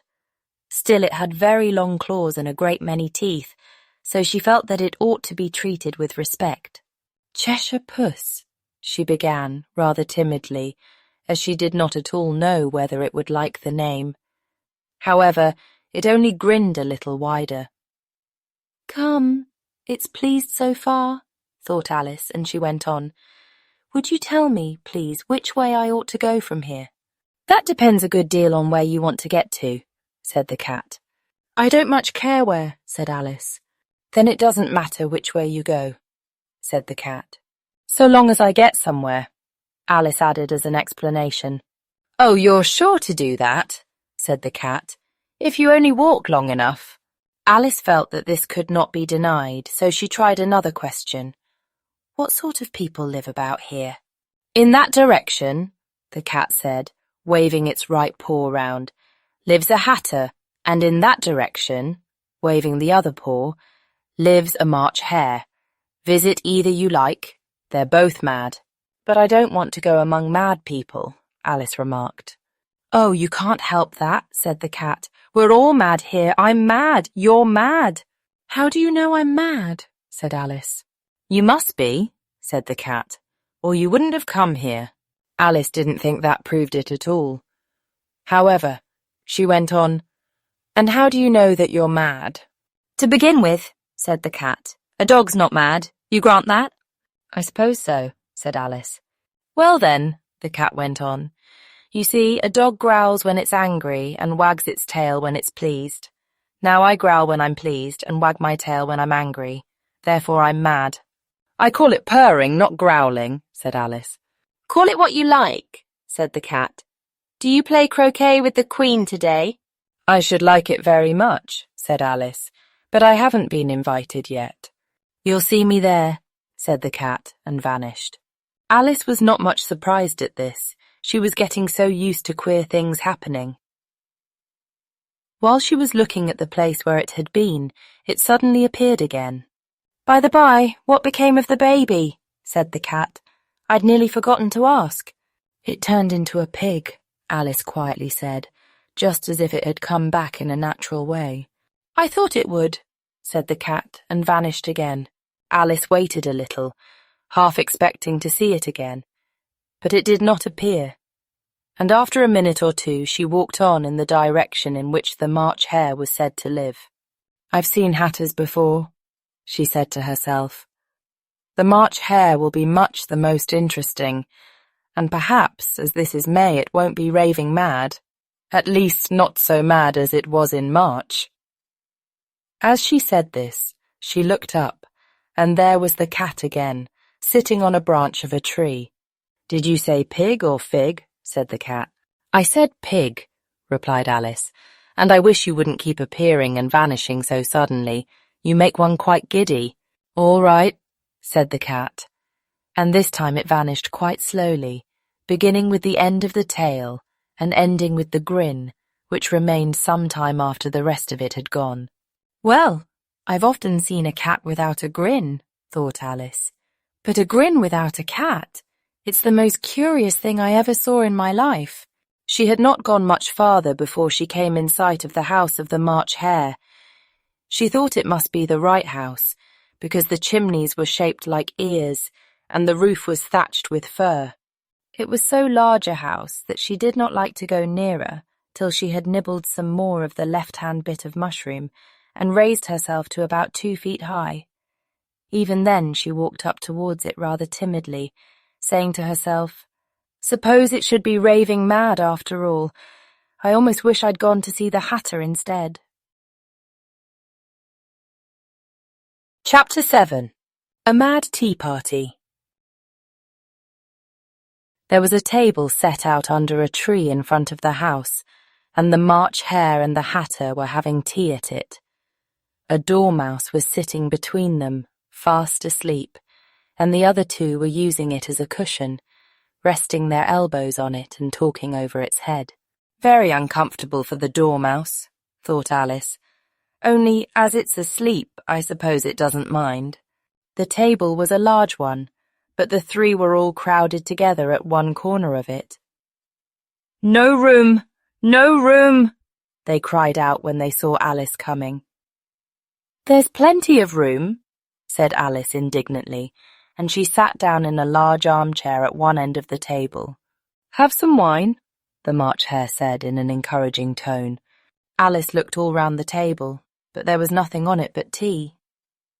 "I don't see any wine," she remarked. "There isn't any," said the March Hare. "Then it wasn't very civil of you to offer it," said Alice angrily. "It wasn't very civil of you to sit down without being invited," said the March Hare. "I didn't know it was your table," said Alice. "It's laid for a great many more than 3. "Your hair wants cutting," said the Hatter. He had been looking at Alice for some time with great curiosity, and this was his first speech. "You should learn not to make personal remarks," Alice said with some severity. "It's very rude." The Hatter opened his eyes very wide on hearing this, but all he said was, "Why is a raven like a writing desk?" "Come, we shall have some fun now," thought Alice. "I'm glad they've begun asking riddles. I believe I can guess that," she added aloud. "Do you mean that you think you can find out the answer to it?" said the March Hare. "Exactly so," said Alice. "Then you should say what you mean," the March Hare went on. "I do," Alice hastily replied. At least I mean what I say, that's the same thing, you know." "Not the same thing a bit," said the Hatter. "You might just as well say that I see what I eat is the same thing as I eat what I see." "You might just as well say," added the March Hare, "that I like what I get is the same thing as I get what I like." "You might just as well say," added the Dormouse, who seemed to be talking in his sleep, "that I breathe when I sleep is the same thing as I sleep when I breathe." "It is the same thing with you," said the Hatter, and here the conversation dropped, and the party sat silent for a minute, while Alice thought over all she could remember about ravens and writing desks, which wasn't much. The Hatter was the first to break the silence. "What day of the month is it?" he said, turning to Alice. He had taken his watch out of his pocket, and was looking at it uneasily, shaking it every now and then and holding it to his ear. Alice considered a little and then said the 4th. 2 days wrong, sighed the Hatter. I told you butter wouldn't suit the works, he added, looking angrily at the March Hare. It was the best butter, the March Hare meekly replied. Yes, but some crumbs must have got in as well, the Hatter grumbled. You shouldn't have put it in with the bread knife. The March Hare took the watch and looked at it gloomily. Then he dipped it into his cup of tea and looked at it again. But he could think of nothing better to say than his first remark. It was the best butter, you know. Alice had been looking over his shoulder with some curiosity. What a funny watch, she remarked. It tells the day of the month and doesn't tell what o'clock it is. Why should it? Muttered the Hatter. Does your watch tell you what year it is? Of course not, Alice replied very readily, but that's because it stays the same year for such a long time together. Which is just the case with mine, said the Hatter. Alice felt dreadfully puzzled. The Hatter's remark seemed to have no sort of meaning in it, and yet it was certainly English. I don't quite understand you, she said, as politely as she could. The Dormouse is asleep again, said the Hatter, and he poured a little hot tea upon its nose. The Dormouse shook its head impatiently and said, without opening its eyes, Of course, just what I was going to remark myself. Have you guessed the riddle yet? The Hatter said, turning to Alice again. No, I give it up, Alice replied. What's the answer? I haven't the slightest idea, said the Hatter. Nor I, said the March Hare. Alice sighed wearily. I think you might do something better with the time, she said, than waste it in asking riddles that have no answers. If you knew time as well as I do, said the Hatter, you wouldn't talk about wasting it. It's him. I don't know what you mean, said Alice. Of course you don't, the Hatter said, tossing his head contemptuously. I dare say you never even spoke to time. Perhaps not, Alice cautiously replied, but I know I have to beat time when I learn music. Ah, that accounts for it, said the Hatter. He won't stand beating. Now, if you only kept on good terms with him, he'd do almost anything you liked with the clock. For instance, suppose it were 9 o'clock in the morning, just time to begin lessons. You'd only have to whisper a hint to time, and round goes the clock in a twinkling. 1:30, time for dinner. I only wish it was, the March Hare said to itself in a whisper. That would be grand, certainly, said Alice thoughtfully. But then I shouldn't be hungry for it, you know. Not at first, perhaps, said the Hatter. But you could keep it to 1:30 as long as you liked. Is that the way you manage? Alice asked. The Hatter shook his head mournfully. Not I, he replied. We quarrelled last March, just before he went mad, you know, pointing with his teaspoon at the March Hare. It was at the great concert given by the Queen of Hearts, and I had to sing, Twinkle, twinkle, little bat. How I wonder what you're at. You know the song, perhaps? I've heard something like it, said Alice. It goes on, you know, the Hatter continued, in this way. Up above the world you fly, like a tea tray in the sky. Twinkle, twinkle. Here the Dormouse shook itself and began singing in its sleep, Twinkle, twinkle, twinkle, twinkle, and went on so long that they had to pinch it to make it stop. Well, I'd hardly finished the first verse, said the Hatter, when the Queen jumped up and bawled out, He's murdering the time, off with his head. How dreadfully savage, exclaimed Alice.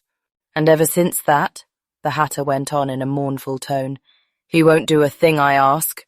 It's always 6 o'clock now. A bright idea came into Alice's head. Is that the reason so many tea things are put out here? She asked. Yes, that's it, said the Hatter with a sigh. It's always tea time and we've no time to wash the things between whiles. Then you keep moving round, I suppose, said Alice. Exactly so, said the Hatter, as the things get used up. But what happens when you come to the beginning again? Alice ventured to ask. Suppose we change the subject, the March Hare interrupted, yawning. I'm getting tired of this. I vote the young lady tells us a story. I'm afraid I don't know one, said Alice. rather alarmed at the proposal. "Then the Dormouse shall!" they both cried. "Wake up, Dormouse!" And they pinched it on both sides at once. The Dormouse slowly opened his eyes. "I wasn't asleep," he said in a hoarse, feeble voice. "I heard every word you fellows were saying." "Tell us a story," said the March Hare. "Yes, please do," pleaded Alice. "And be quick about it," added the Hatter, "or you'll be asleep again before it's done." "Once upon a time there were 3 little sisters," the Dormouse began in a great hurry, "and their names were Elsie, Lacey, and Tilly, and they lived at the bottom of a well." "What did they live on?" said Alice, who always took a great interest in questions of eating and drinking. "They lived on treacle," said the Dormouse, after thinking a minute or two. "They couldn't have done that, you know," Alice gently remarked. "They'd have been ill." "So they were," said the Dormouse, "very ill." Alice tried to fancy to herself what such an extraordinary way of living would be like, but it puzzled her too much, so she went on. "But why did they live at the bottom of a well?" "Take some more tea," the March Hare said to Alice very earnestly. "I've had nothing yet," Alice replied in an offended tone, "so I can't take more." "You mean you can't take less?" said the Hatter. "It's very easy to take more than nothing." "Nobody asked your opinion," said Alice. "Who's making personal remarks now?" the Hatter asked triumphantly. Alice did not quite know what to say to this, so she helped herself to some tea and bread and butter, and then turned to the Dormouse and repeated her question. Why did they live at the bottom of a well? The Dormouse again took a minute or two to think about it, and then said, "It was a treacle well." "There's no such thing!" Alice was beginning very angrily, but the Hatter and the March Hare went shh, shh, and the Dormouse sulkily remarked, "If you can't be civil, you'd better finish the story for yourself." "No, please go on," Alice said very humbly. "I won't interrupt again. I dare say there may be one." "One, indeed," said the Dormouse indignantly. However, he consented to go on. "And so these 3 little sisters, they were learning to draw, you know." "What did they draw?" said Alice, quite forgetting her promise. "Treacle," said the Dormouse, without considering at all this time. "I want a clean cup," interrupted the Hatter. "Let's all move one place on." He moved on as he spoke, and the Dormouse followed him. The March Hare moved into the Dormouse's place, and Alice rather unwillingly took the place of the March Hare. The Hatter was the only one who got any advantage from the change, and Alice was a good deal worse off than before, as the March Hare had just upset the milk jug into his plate. Alice did not wish to offend the Dormouse again, so she began very cautiously. "But I don't understand. Where did they draw the treacle from?" "You can draw water out of a water well," said the Hatter. "So I should think you could draw treacle out of a treacle well, eh, stupid?" "But they were in the well," Alice said to the Dormouse, not choosing to notice this last remark. "Of course they were," said the Dormouse. "Well in." This answer so confused poor Alice that she let the Dormouse go on for some time without interrupting it. "They were learning to draw," the Dormouse went on, yawning and rubbing its eyes, for it was getting very sleepy. "And they drew all manner of things, everything that begins with an M." "Why with an M?" said Alice. "Why not?" said the March Hare. Alice was silent. The Dormouse had closed its eyes by this time, and was going off into a doze, but on being pinched by the Hatter, it woke up again with a little shriek, and went on. "That begins with an M, such as mousetraps, and the moon, and memory, and muchness. You know you say things are much of a muchness. Did you ever see such a thing as a drawing of a muchness?" "Really, now you ask me," said Alice, very much confused. "I don't think—" "Then you shouldn't talk," said the Hatter. This piece of rudeness was more than Alice could bear. She got up in great disgust and walked off. The Dormouse fell asleep instantly, and neither of the others took the least notice of her going, though she looked back once or twice. half hoping that they would call after her. The last time she saw them, they were trying to put the dormouse into the teapot. "At any rate, I'll never go there again," said Alice as she picked her way through the wood. "It's the stupidest tea party I ever was at in all my life." Just as she said this, she noticed that one of the trees had a door leading right into it. "That's very curious," she thought. "But everything's curious today. I think I may as well go in at once." And in she went. Once more she found herself in the long hall and close to the little glass table. "Now I'll manage better this time," she said to herself, and began by taking the little golden key and unlocking the door that led into the garden. Then she went to work nibbling at the mushroom. She had kept a piece of it in her pocket, till she was about a foot high.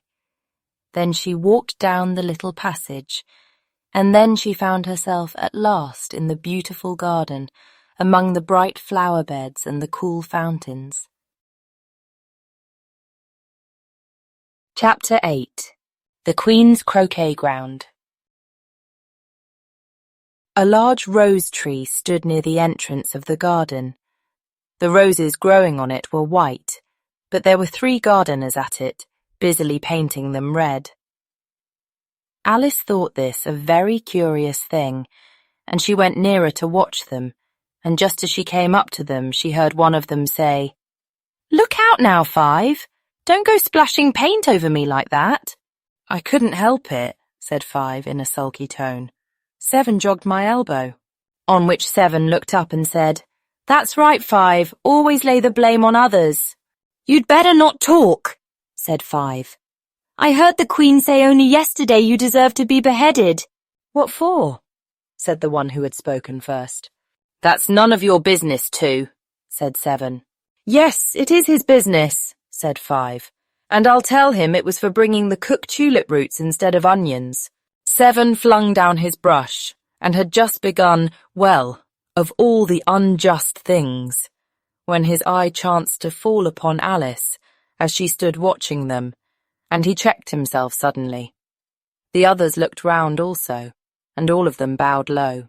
"Would you tell me," said Alice a little timidly, "why you were painting those roses?" 5 and 7 said nothing, but looked at 2. 2 began in a low voice. "Why, the fact is, you see, miss, this here ought to have been a red rose tree, and we put a white one in by mistake. And if the Queen was to find it out, we should all have our heads cut off, you know. So you see, miss, we're doing our best, afore she comes, to—" At this moment, 5, who had been anxiously looking across the garden, called out, "The Queen! The Queen!" and the 3 gardeners instantly threw themselves flat upon their faces. There was a sound of many footsteps, and Alice looked round, eager to see the Queen. First came 10 soldiers carrying clubs. These were all shaped like the 3 gardeners, oblong and flat, with their hands and feet at the corners. Next the 10 courtiers. These were ornamented all over with diamonds, and walked 2 and 2 as the soldiers did. After these came the royal children. There were 10 of them, and the little dears came jumping merrily along hand in hand, in couples.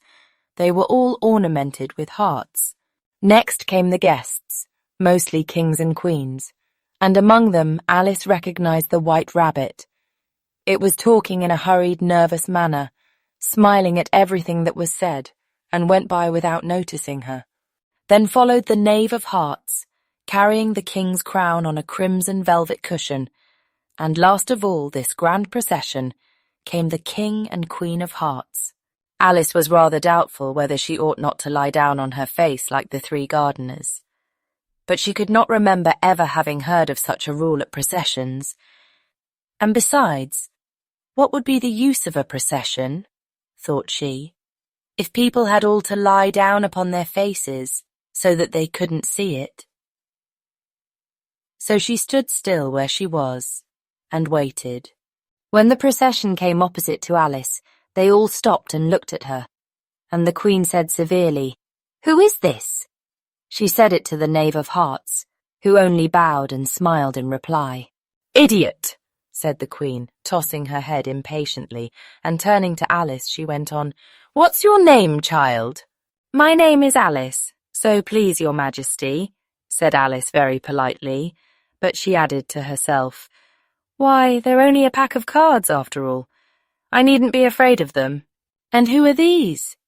said the Queen, pointing to the 3 gardeners who were lying round the rose tree, for you see, as they were lying on their faces, and the pattern on their backs was the same as the rest of the pack. She could not tell whether they were gardeners or soldiers or courtiers, or 3 of her own children. "How should I know?" said Alice, surprised at her own courage. "It's no business of mine." The Queen turned crimson with fury, and after glaring at her for a moment like a wild beast, screamed, "Off with her head! Off!" "Nonsense!" said Alice very loudly and decidedly, and the Queen was silent. The King laid his hand upon her arm and timidly said, "Consider, my dear, she is only a child."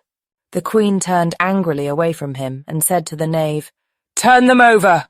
The knave did so very carefully with 1 foot. "Get up!" said the Queen in a shrill, loud voice, and the 3 gardeners instantly jumped up and began bowing to the King, the Queen, the royal children, and everybody else. "Leave off that!" screamed the Queen. "You make me giddy!" And then, turning to the rose tree, she went on, "What have you been doing here?" "May it please your Majesty," said 2, in a very humble tone, going down on 1 knee as he spoke. "We were trying." "I see," said the Queen, who had meanwhile been examining the roses. "Off with their heads." And the procession moved on, 3 of the soldiers remaining behind to execute the unfortunate gardeners, who ran to Alice for protection. "You shan't be beheaded," said Alice, and she put them into a large flower pot that stood near. The 3 soldiers wandered about for a minute or 2, looking for them, and then quietly marched off after the others. "Are their heads off?" shouted the Queen. "Their heads are gone, if it please your Majesty," the soldiers shouted in reply. "That's right," shouted the Queen. "Can you play croquet?" The soldiers were silent and looked at Alice, as the question was evidently meant for her. "Yes," shouted Alice. "Come on then," roared the Queen, and Alice joined the procession, wondering very much what would happen next. It's a very fine day," said a timid voice at her side. She was walking by the White Rabbit, who was peeping anxiously into her face. "Very," said Alice. "Where's the Duchess?" "Hush, hush," said the Rabbit in a low, hurried tone. He looked anxiously over his shoulder as he spoke, and then raised himself upon tiptoe, put his mouth close to her ear and whispered, "She's under sentence of execution." "What for?" said Alice. "Did you say what a pity?" the Rabbit asked. "No, I didn't," said Alice. "I don't think it's at all a pity. I said, what for?" "She boxed the Queen's ears," the Rabbit began. Alice gave a little scream of laughter. "Oh, hush!" the Rabbit whispered in a frightened tone. "The Queen will hear you." You see, she came rather late, and the Queen said, "Get to your places!" shouted the Queen in a voice of thunder, and people began running about in all directions, tumbling up against each other. However, they got settled down in a minute or 2, and the game began. Alice thought she had never seen such a curious croquet ground in her life. It was all ridges and furrows. The balls were live hedgehogs, the mallets live flamingos, and the soldiers had to double themselves up and to stand on their hands and feet to make the arches. The chief difficulty Alice found at first was in managing her flamingo. She succeeded in getting its body tucked away, comfortably enough under her arm, with its legs hanging down, but generally, just as she had got its neck nicely straightened out, and was going to give the hedgehog a blow with its head, it would twist itself round and look up in her face, with such a puzzled expression that she could not help bursting out laughing. And when she had got its head down, and was going to begin again, it was very provoking to find that the hedgehog had unrolled itself, and was in the act of crawling away. Besides all this, There was generally a ridge or furrow in the way wherever she wanted to send the hedgehog to, and, as the doubled-up soldiers were always getting up and walking off to other parts of the ground, Alice soon came to the conclusion that it was a very difficult game indeed. The players all played at once without waiting for turns, quarrelling all the while, and fighting for the hedgehogs. And in a very short time the Queen was in a furious passion, and went stamping about and shouting, "Off with his head!" or "Off with her head!" about once in a minute. Alice began to feel very uneasy.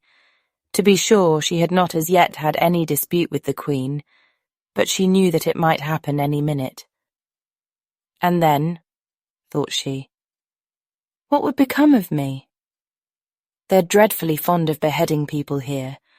The great wonder is that there's anyone left alive.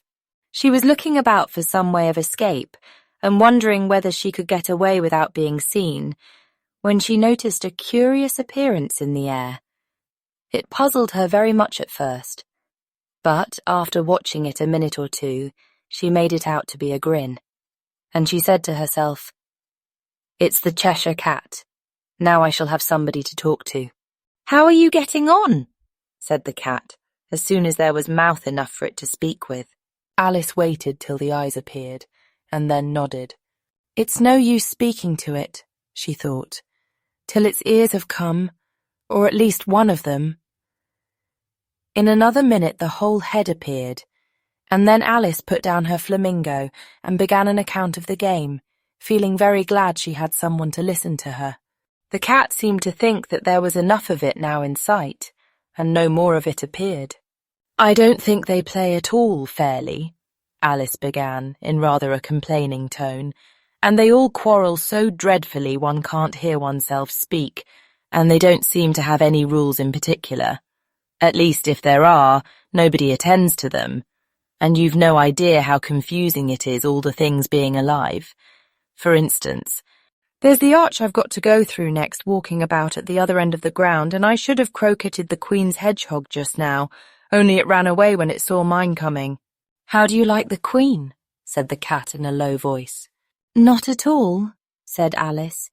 "She's so extremely—" Just then she noticed that the Queen was close behind her, listening, so she went on, "Likely to win, that it's hardly worthwhile finishing the game." The Queen smiled and passed on. "Who are you talking to?" said the King, going up to Alice, and looking at the cat's head with great curiosity. "It's a friend of mine, a Cheshire Cat," said Alice. "Allow me to introduce it." "I don't like the look of it at all," said the King. "However, it may kiss my hand if it likes." "I'd rather not," the cat remarked. "Don't be impertinent," said the King, "and don't look at me like that." He got behind Alice as he spoke. "A cat may look at a king," said Alice. "I've read that in some book, but I don't remember where." "Well, it must be removed," said the King very decidedly, and he called the Queen, who was passing at the moment. "My dear, I wish you would have this cat removed." The Queen had only one way of settling all difficulties, great or small.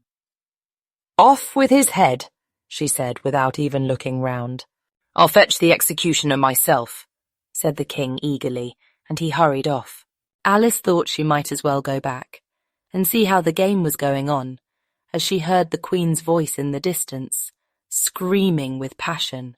She had already heard her sentence 3 of the players to be executed for having missed their turns, and she did not like the look of things at all, as the game was in such confusion that she never knew whether it was her turn or not. So she went in search of her hedgehog. The hedgehog was engaged in a fight with another hedgehog, which seemed to Alice an excellent opportunity for croqueting one of them with the other. The only difficulty was that her flamingo was gone across to the other side of the garden, where Alice could see it trying in a helpless sort of way to fly up into a tree.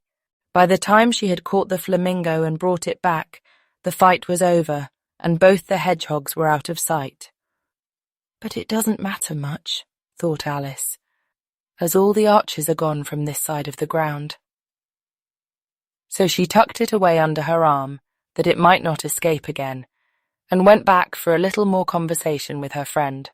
When she got back to the Cheshire Cat, she was surprised to find quite a large crowd collected round it. There was a dispute going on between the executioner, the king, and the queen, who were all talking at once, while all the rest were quite silent and looked very uncomfortable. The moment Alice appeared, she was appealed to by all three to settle the question, and they repeated their arguments to her, though, as they all spoke at once, she found it very hard indeed to make out exactly what they said. The executioner's argument was that you couldn't cut off a head unless there was a body to cut it off from, that he had never had to do such a thing before, and he wasn't going to begin at his time of life. The king's argument was that anything that had a head could be beheaded, and that you weren't to talk nonsense. The queen's argument was that if something wasn't done about it in less than no time, she'd have everybody executed, all round. It was this last remark that had made the whole party look so grave and anxious. Alice could think of nothing else to say, but, "It belongs to the Duchess. You'd better ask her about it." "She's in prison," the Queen said to the executioner. "Fetch her here." And the executioner went off like an arrow. The cat's head began fading away the moment he was gone, and by the time he had come back with the Duchess, it had entirely disappeared. So the king and the executioner ran wildly up and down looking for it, while the rest of the party went back to the game. Chapter 9. The Mock Turtle's Story. "You can't think how glad I am to see you again, you dear old thing," said the Duchess, as she tucked her arm affectionately into Alice's, and they walked off together. Alice was very glad to find her in such a pleasant temper, and thought to herself that perhaps it was only the pepper that had made her so savage when they met in the kitchen. "When I'm a duchess," she said to herself, not in a very hopeful tone though, "I won't have any pepper in my kitchen at all. Soup does very well without. Maybe it's always pepper that makes people hot-tempered," she went on, very much pleased at having found out a new kind of rule.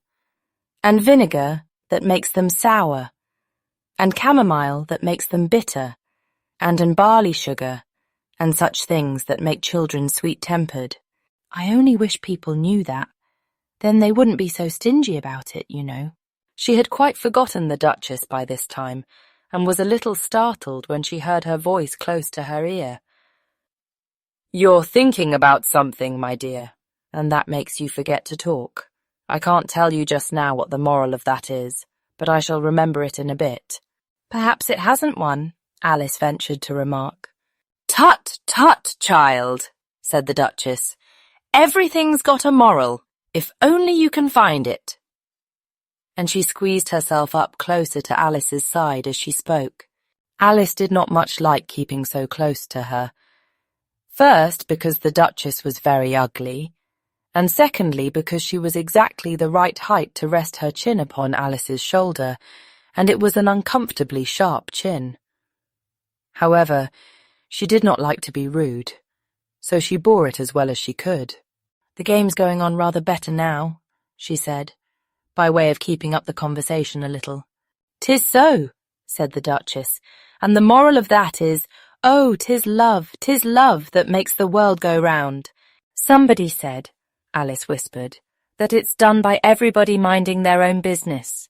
"Ah, well, it means much the same thing," said the Duchess, digging her sharp little chin into Alice's shoulder as she added, "And the moral of that is, take care of the sense, and the sounds will take care of themselves." How fond she is of finding morals in things, Alice thought to herself. "I dare say you're wondering why I don't put my arm round your waist," the Duchess said after a pause. "The reason is that I'm doubtful about the temper of your flamingo. Shall I try the experiment?" "He might bite," Alice cautiously replied, not feeling at all anxious to have the experiment tried. "Very true," said the Duchess. "Flamingos and mustard both bite, and the moral of that is, birds of a feather flock together." "Only mustard isn't a bird," Alice remarked. "Right, as usual," said the Duchess. What a clear way you have of putting things. It's a mineral, I think, said Alice. Of course it is, said the Duchess, who seemed ready to agree to everything that Alice said. There's a large mustard mine near here, and the moral of that is, the more there is of mine, the less there is of yours. Oh, I know, exclaimed Alice, who had not attended to this last remark. It's a vegetable. It doesn't look like one, but it is. I quite agree with you, said the Duchess. And the moral of that is, be what you would seem to be. Or if you'd like it put more simply, never imagine yourself not to be otherwise than what it might appear to others, that what you were or might have been was not otherwise than what you had been, would have appeared to them to be otherwise. I think I should understand that better, Alice said very politely, if I had it written down, but I can't quite follow it as you say it. That's nothing to what I could say if I chose, the Duchess replied in a pleased tone. Pray don't trouble yourself to say it any longer than that, said Alice. Oh, don't talk about trouble, said the Duchess. I make you a present of everything I've said as yet. A cheap sort of present, thought Alice. I'm glad they don't give birthday presents like that. But she did not venture to say it out loud. Thinking again? The Duchess asked, with another dig of her sharp little chin. I've a right to think, said Alice sharply, for she was beginning to feel a little worried. Just about as much right, said the Duchess, as pigs have to fly, and But here, to Alice's great surprise, the Duchess's voice died away, even in the middle of her favourite word, moral, and the arm that was linked into hers began to tremble. Alice looked up, and there stood the Queen in front of them, with her arms folded, frowning like a thunderstorm. A fine day, Your Majesty, the Duchess began in a low, weak voice.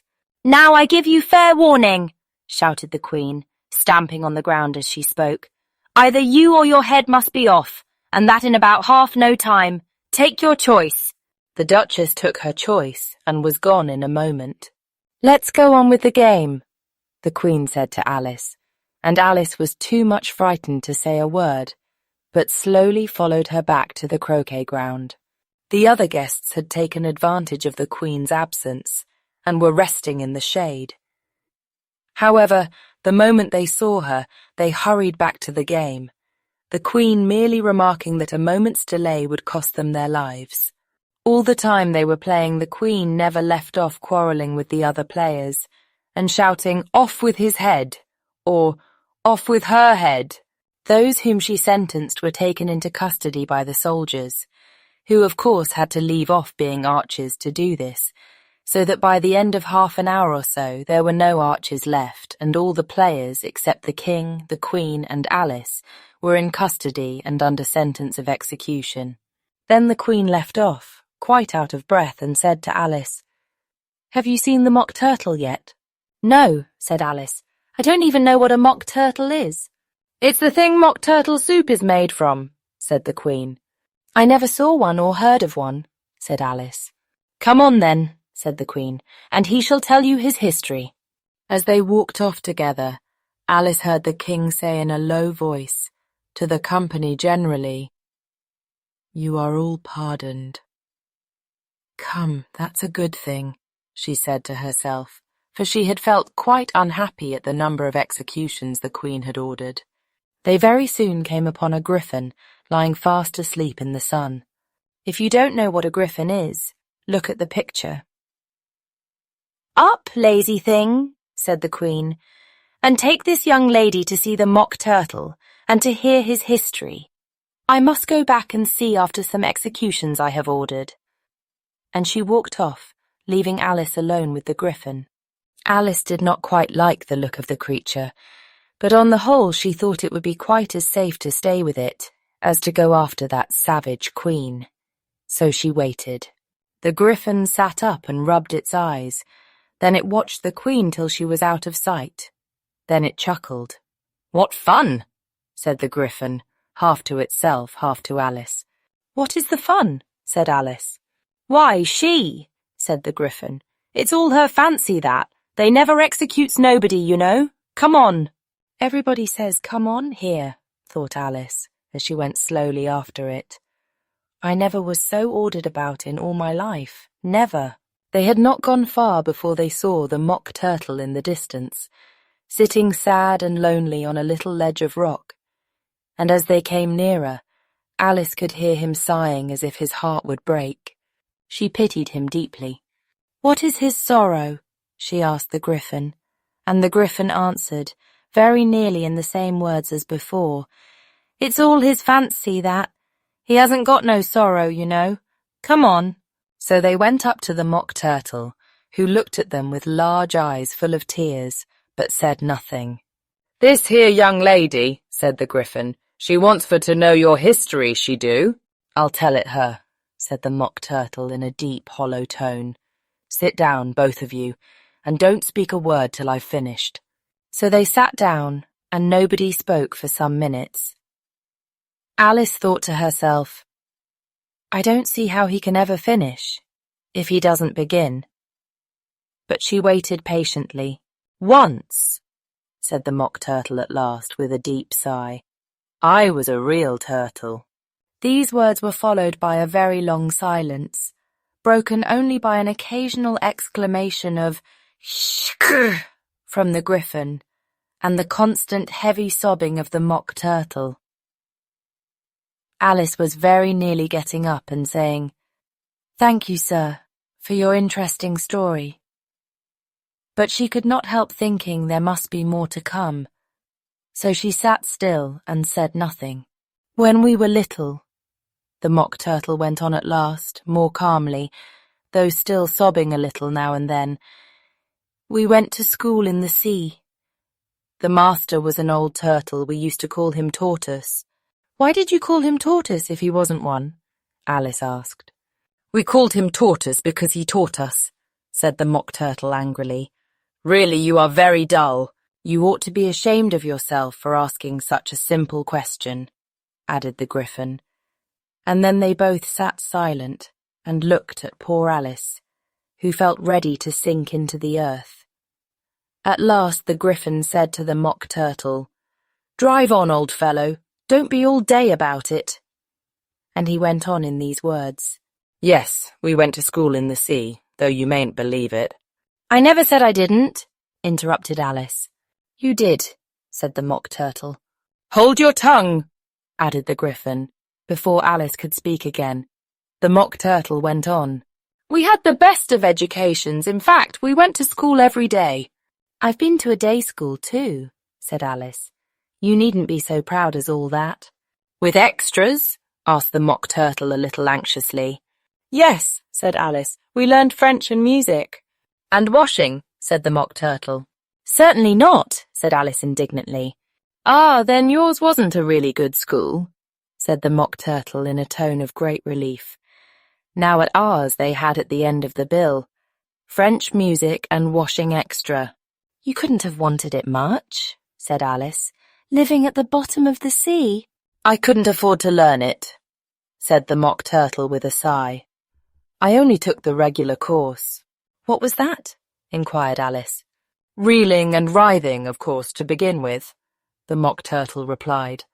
"And then the different branches of arithmetic ambition, distraction, uglification, and derision." "I never heard of uglification," Alice ventured to say. "What is it?"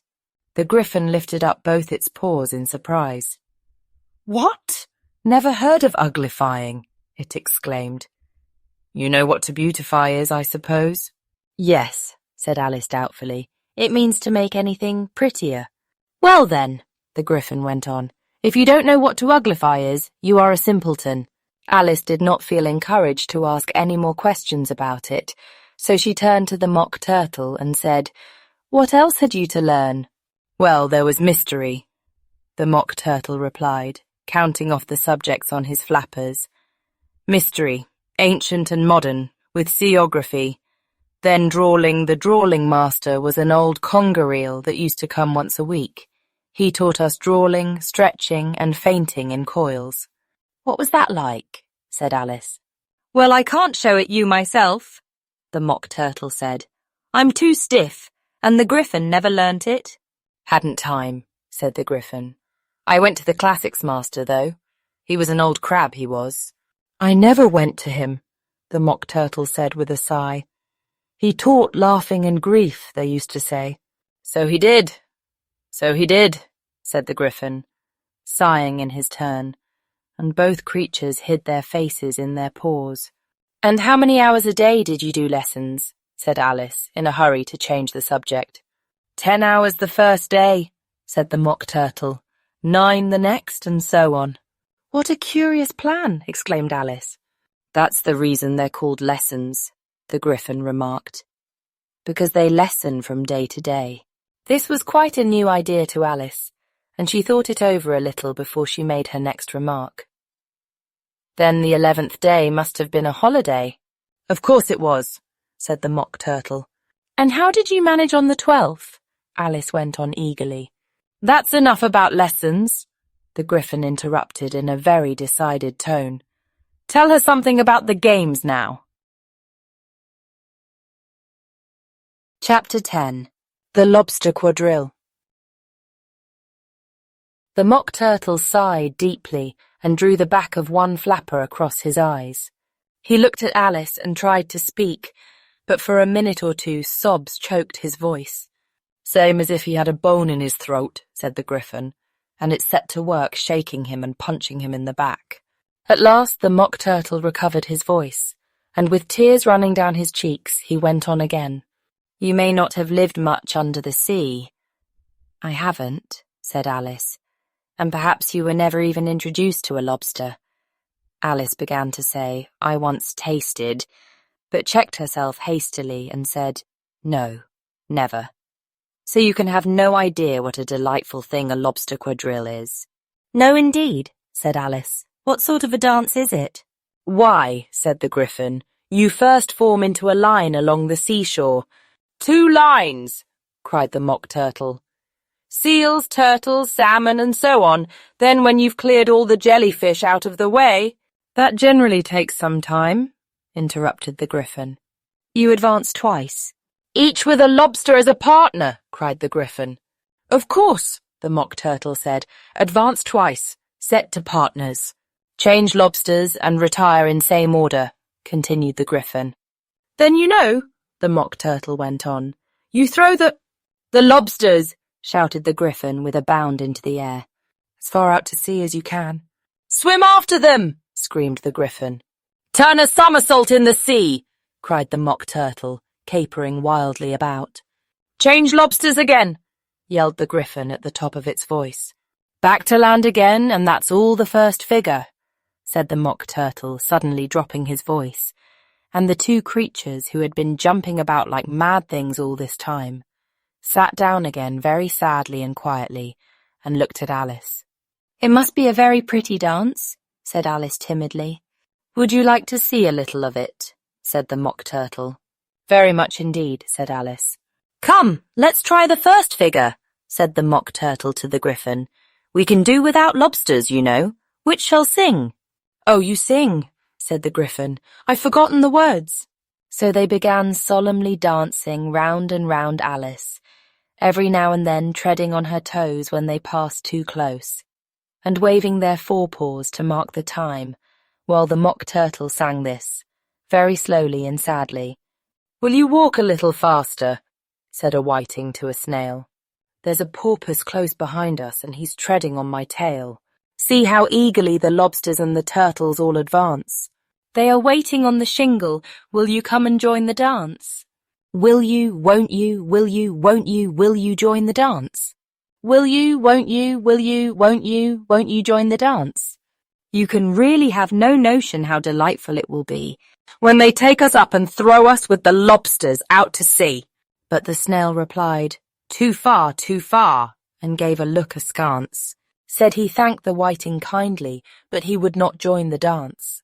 Would not, could not, would not, could not, would not join the dance. Would not, could not, would not, could not join the dance. What matters it how far we go? His scaly friend replied. There is another shore, you know, upon the other side. The further off from England, the nearer is to France. Then turn not pale, beloved snail, but come and join the dance. Will you, won't you, will you, won't you join the dance? Will you, won't you, will you, won't you join the dance? Thank you. It's a very interesting dance to watch, said Alice, feeling very glad that it was over at last. And I do so like that curious song about the whiting. Oh, as to the whiting, said the Mock Turtle. You've seen them, of course. Yes, said Alice. I've often seen them at Din— She checked herself hastily. I don't know where Din may be, said the Mock Turtle. But if you've seen them so often, of course you know what they're like. I believe so, Alice replied thoughtfully. They have their tails in their mouths, and they're all over crumbs. You're wrong about the crumbs, said the Mock Turtle. Crumbs would all wash off in the sea. But they have their tails in their mouths, and the reason is— Here the Mock Turtle yawned and shut his eyes. Tell her about the reason and all that, he said to the Gryphon. The reason is, said the Gryphon, that they would go with the lobsters to the dance. So they got thrown out to sea. So they had to fall a long way. So they got their tails fast in their mouths, so they couldn't get them out again. That's all. Thank you, said Alice. It's very interesting. I never knew so much about a whiting before. I can tell you more than that if you like, said the Gryphon. Do you know why it's called a whiting? I never thought about it, said Alice. Why? It does the boots and shoes, the Gryphon replied very solemnly. Alice was thoroughly puzzled. Does the boots and shoes? She repeated in a wondering tone. Why, what are your shoes done with? Said the Gryphon. I mean, what makes them so shiny? Alice looked down at them and considered a little before she gave her answer. They're done with blacking, I believe. Boots and shoes under the sea, the Gryphon went on in a deep voice, are done with a whiting. Now you know. And what are they made of? Alice asked in a tone of great curiosity. Soles and eels, of course, the Gryphon replied rather impatiently. Any shrimp could have told you that. If I'd been the whiting, said Alice, whose thoughts were still running on the song, I'd have said to the porpoise, Keep back, please, we don't want you with us. They were obliged to have him with them, the Mock Turtle said. No wise fish would go anywhere without a porpoise. Wouldn't it really? Said Alice in a tone of great surprise. Of course not, said the Mock Turtle. Why, if a fish came to me and told me he was going a journey, I should say, with what porpoise? Don't you mean purpose? Said Alice. I mean what I say, the Mock Turtle replied in an offended tone. And the Gryphon added, Come, let's hear some of your adventures. I could tell you my adventures beginning from this morning, said Alice a little timidly. But it's no use going back to yesterday, because I was a different person then. Explain all that, said the Mock Turtle. No, the adventures first, said the Gryphon in an impatient tone. Explanations take such a dreadful time. So Alice began telling them her adventures from the time when she first saw the White Rabbit. She was a little nervous about it just at first. The two creatures got so close to her, one on each side, and opened their eyes and mouths so very wide, but she gained courage as she went on. Her listeners were perfectly quiet till she got to the part about her repeating, You are old, Father William, to the caterpillar, and the words all coming different. And then the Mock Turtle drew a long breath and said, That's very curious. It's all about as curious as it can be, said the Gryphon. It all came different, the Mock Turtle repeated thoughtfully. I should like to hear her try and repeat something now. Tell her to begin. He looked at the Gryphon as if he thought it had some kind of authority over Alice. Stand up and repeat, 'Tis the voice of the sluggard, said the Gryphon. How the creatures order one about and make one repeat lessons, thought Alice. I might as well be at school at once. However, she got up and began to repeat it, but her head was so full of the lobster quadrille that she hardly knew what she was saying, and the words came very queer indeed. "'Tis the voice of the lobster," I heard him declare. "You have baked me too brown, I must sugar my hair."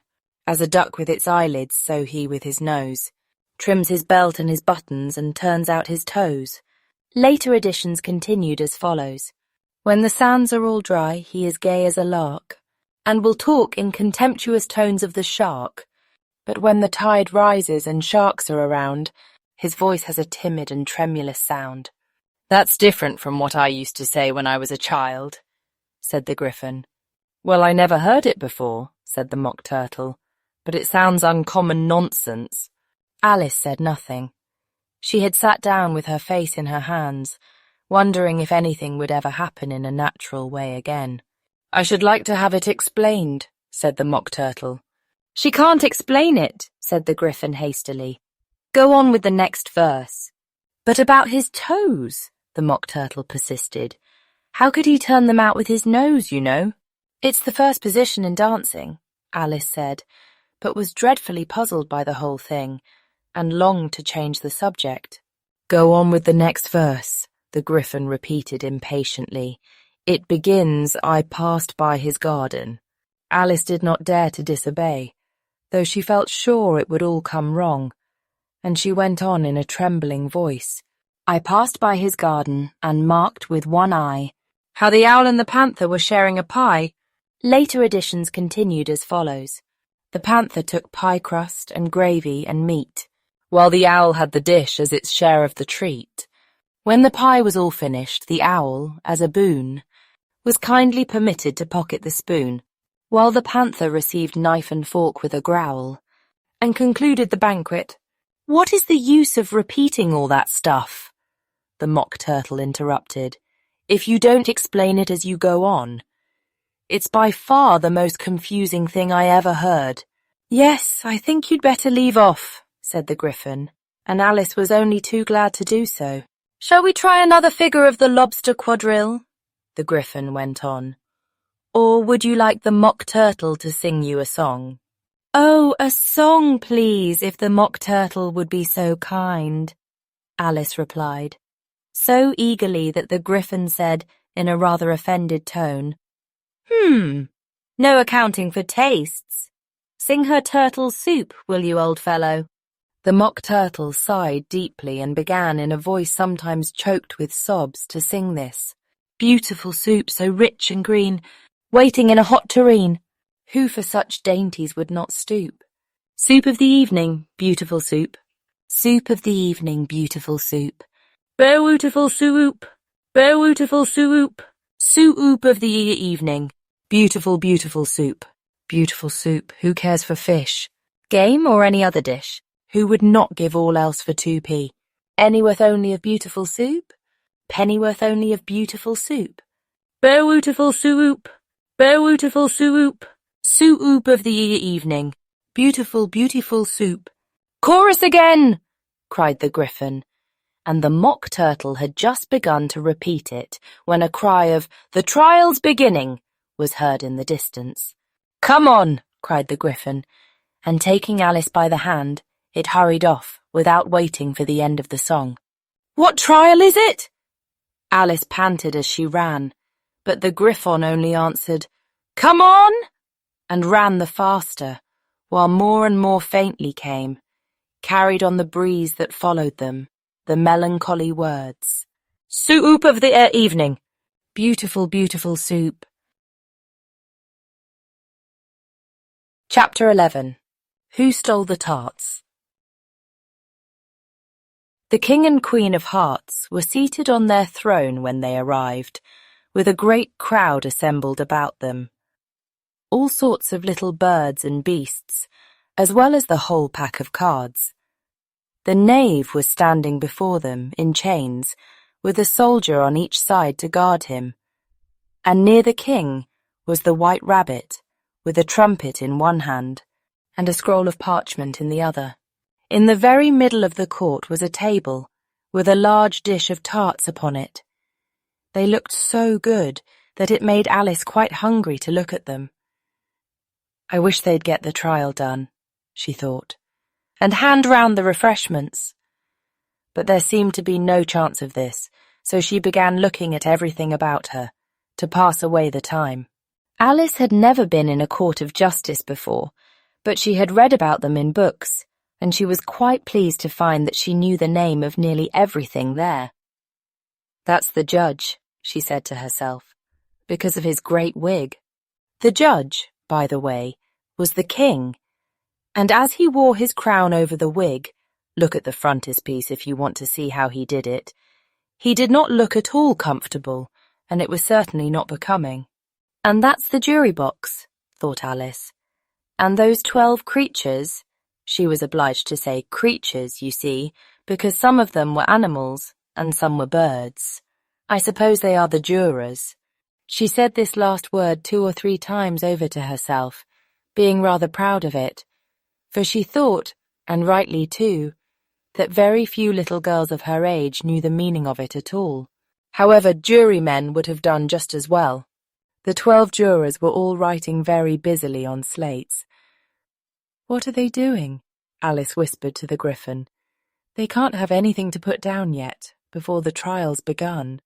"They're putting down their names," the Griffin whispered in reply, "for fear they should forget them before the end of the trial." "Stupid things!" Alice began in a loud, indignant voice, but she stopped hastily, for the White Rabbit cried out, "Silence in the court!" and the king put on his spectacles and looked anxiously round to make out who was talking.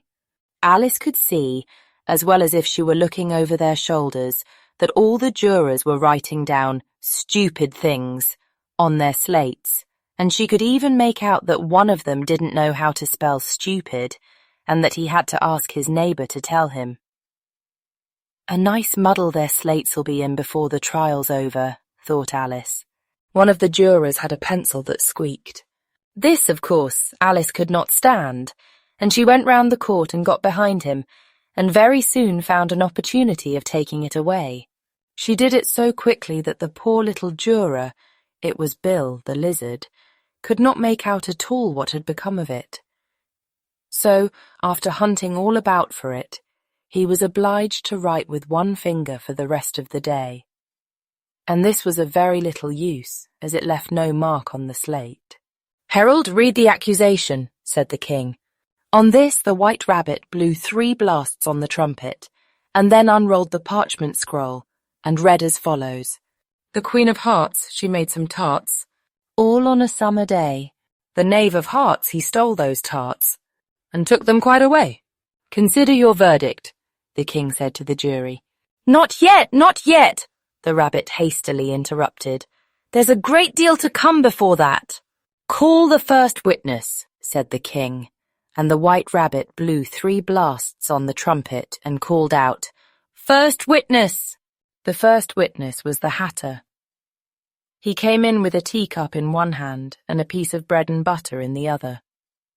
"I beg pardon, Your Majesty," he began, "for bringing these in, but I hadn't quite finished my tea when I was sent for."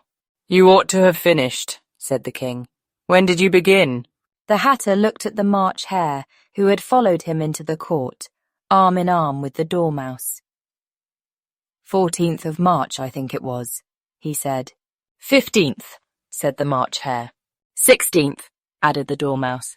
Write that down, the king said to the jury, and the jury eagerly wrote down all 3 dates on their slates, and then added them up, and reduced the answer to shillings and pence. Take off your hat, the king said to the Hatter. It isn't mine, said the Hatter. Stolen! The king exclaimed, turning to the jury, who instantly made a memorandum of the fact. I keep them to sell, the Hatter added as an explanation. I've none of my own, I'm a Hatter. Here the Queen put on her spectacles and began staring at the Hatter, who turned pale and fidgeted. Give your evidence, said the king, and don't be nervous, or I'll have you executed on the spot. This did not seem to encourage the witness at all. He kept shifting from one foot to the other, looking uneasily at the Queen, and in his confusion he bit a large piece out of his teacup instead of the bread and butter. Just at this moment, Alice felt a very curious sensation, which puzzled her a good deal until she made out what it was. She was beginning to grow larger again, and she thought at first she would get up and leave the court. But on second thoughts, she decided to remain where she was as long as there was room for her. I wish you wouldn't squeeze so, said the Dormouse, who was sitting next to her. I can hardly breathe. I can't help it, said Alice very meekly. I'm growing. You've no right to grow here, said the Dormouse. Don't talk nonsense, said Alice more boldly. You know you're growing too. Yes, but I grow at a reasonable pace, said the Dormouse, not in that ridiculous fashion. And he got up very sulkily and crossed over to the other side of the court. All this time the Queen had never left off staring at the Hatter, and just as the Dormouse crossed the court, she said to one of the officers of the court, "Bring me the list of the singers in the last concert," on which the wretched Hatter trembled so that he shook both his shoes off. "Give your evidence," the King repeated angrily, "or I'll have you executed, whether you're nervous or not." "I'm a poor man, Your Majesty," the Hatter began in a trembling voice. "And I hadn't begun my tea knot above a week or so, and what with the bread and butter getting so thin and the twinkling of the tea—" "The twinkling of the what?" said the King. "It began with the tea," the Hatter replied. "Of course twinkling begins with a T," said the King sharply. "Do you take me for a dunce? Go on." "I'm a poor man," the Hatter went on. And most things twinkled after that. Only the March Hare said, "I didn't," the March Hare interrupted in a great hurry. "You did," said the Hatter. "I deny it," said the March Hare. "He denies it," said the King. "Leave out that part."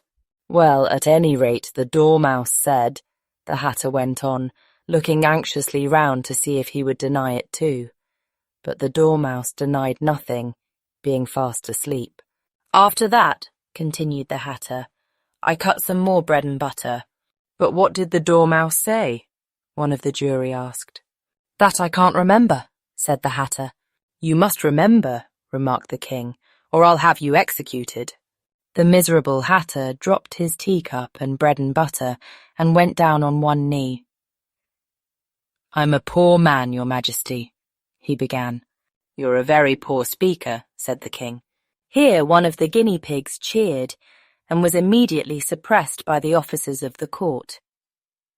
As that is rather a hard word, I will just explain to you how it was done. They had a large canvas bag, which tied up at the mouth with strings. Into this they slipped the guinea pig, head first, and then sat upon it. "I'm glad I've seen that done," thought Alice. "I've so often read in the newspapers, at the end of trials, there was some attempt at applause, which was immediately suppressed by the officers of the court, and I never understood what it meant till now." "If that's all you know about it, you may stand down," continued the King. "I can't go no lower," said the Hatter. "I'm on the floor as it is." "Then you may sit down," the King replied. Here the other guinea pig cheered and was suppressed. "Come, that finished the guinea pigs," thought Alice. "Now we shall get on better." "I'd rather finish my tea," said the Hatter, with an anxious look at the Queen, who was reading the list of singers. "You may go," said the King, and the Hatter hurriedly left the court, without even waiting to put his shoes on. "And just take his head off outside," the Queen added to one of the officers. But the Hatter was out of sight before the officer could get to the door. "Call the next witness," said the King. The next witness was the Duchess's cook. She carried the pepper box in her hand, and Alice guessed who it was, even before she got into the court, by the way the people near the door began sneezing all at once. "Give your evidence," said the King. "Shan't," said the cook. The King looked anxiously at the White Rabbit, who said in a low voice, "Your Majesty must cross-examine this witness." "Well, if I must, I must," the King said, with a melancholy air, and after folding his arms and frowning at the cook till his eyes were nearly out of sight, he said in a deep voice, "What are tarts made of?" "Pepper, mostly," said the cook. "Treacle," said a sleepy voice behind her. "Collar that dormouse!" the Queen shrieked out. "Behead that dormouse! Turn that dormouse out of court! Suppress him! Pinch him! Off with his whiskers!" For some minutes the whole court was in confusion, getting the dormouse turned out, and by the time they had settled down again, The cook had disappeared. "Never mind," said the king with an air of great relief. "Call the next witness." And he added in an undertone to the queen, "Really, my dear, you must cross-examine the next witness. It quite makes my forehead ache." Alice watched the White Rabbit as he fumbled over the list, feeling very curious to see what the next witness would be like. "For they haven't got much evidence yet," she said to herself. Imagine her surprise when the White Rabbit read out, at the top of his shrill little voice, the name Alice. Chapter 12. Alice's Evidence. "Here!" cried Alice, quite forgetting in the flurry of the moment how large she had grown in the last few minutes. And she jumped up in such a hurry that she tipped over the jury box with the edge of her skirt, upsetting all the jurymen onto the heads of the crowd below. And there they lay sprawling about, reminding her very much of a globe of goldfish she had accidentally upset the week before. "Oh, I beg your pardon!" she exclaimed in a tone of great dismay, and began picking them up again as quickly as she could, for the accident of the goldfish kept running in her head, and she had a vague sort of idea that they must be collected at once and put back into the jury box, or they would die. "The trial cannot proceed," said the king in a very grave voice, "until all the jurymen are back in their proper places all," he repeated with great emphasis, looking hard at Alice as he said so. Alice looked at the jury box and saw that, in her haste, she had put the lizard in head downwards, and the poor little thing was waving its tail about in a melancholy way, being quite unable to move. She soon got it out again and put it right. "Not that it signifies much," she said to herself. "I should think it would be quite as much use in the trial one way up as the other." As soon as the jury had a little recovered from the shock of being upset, and their slates and pencils had been found and handed back to them, they set to work very diligently to write out a history of the accident, all except the lizard, who seemed too much overcome to do anything but sit with its mouth open, gazing up into the roof of the court. "What do you know about this business?" the king said to Alice. "Nothing," said Alice. "Nothing whatever," persisted the king. "Nothing whatever," said Alice. "That's very important," the king said, turning to the jury. They were just beginning to write this down on their slates when the White Rabbit interrupted. "Unimportant, your majesty means, of course," he said in a very respectful tone, but frowning and making faces at him as he spoke. "Unimportant, of course, I meant," the king hastily said, and went on to himself in an undertone. "Important, unimportant, unimportant, important," as if he were trying which word sounded best. Some of the jury wrote it down important and some unimportant. Alice could see this, as she was near enough to look over their slates. But it doesn't matter a bit, she thought to herself. At this moment the king, who had been for some time busily writing in his notebook, cackled out, "Silence!" and read out from his book, "Rule 42, all persons more than a mile high to leave the court." Everybody looked at Alice. "I'm not a mile high," said Alice. "You are," said the king. "Nearly 2 miles high," added the queen. "Well, I shan't go at any rate," said Alice. "Besides, that's not a regular rule. You invented it just now." "It's the oldest rule in the book," said the king. "Then it ought to be number 1, said Alice. The king turned pale and shut his notebook hastily. "Consider your verdict," he said to the jury in a low, trembling voice. "There's more evidence to come yet, please your majesty," said the White Rabbit, jumping up in a great hurry. "This paper has just been picked up." "What's in it?" said the Queen. "I haven't opened it yet," said the White Rabbit, "but it seems to be a letter, written by the prisoner to somebody." "It must have been that," said the King. "Unless it was written to nobody, which isn't usual, you know." "Who is it directed to?" said one of the jurymen. "It isn't directed at all," said the White Rabbit. "In fact, there's nothing written on the outside." He unfolded the paper as he spoke and added, "It isn't a letter after all, it's a set of verses." "Are they in the prisoner's handwriting?" asked another of the jurymen.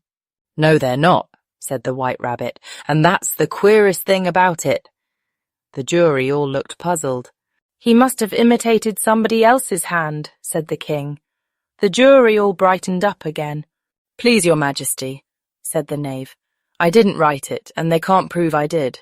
There's no name signed at the end." "If you didn't sign it," said the king, "that only makes the matter worse. You must have meant some mischief, or else you'd have signed your name like an honest man." There was a general clapping of hands at this. It was the first really clever thing the king had said that day. "That proves his guilt," said the queen. "It proves nothing of the sort," said Alice. "Why, you don't even know what they're about." "Read them," said the king. The White Rabbit put on his spectacles. "Where shall I begin, please, your majesty?" he asked. "Begin at the beginning," the king said gravely, "and go on till you come to the end. Then stop." These were the verses the White Rabbit read. "They told me you had been to her, and mentioned me to him. She gave me a good character, but said I could not swim. He sent them word I had not gone. We know it to be true. If she should push the matter on, what would become of you? I gave her one, they gave him two. You gave us three or more. They all returned from him to you, though they were mine before. If I or she should chance to be involved in this affair, he trusts to you to set them free, exactly as we were.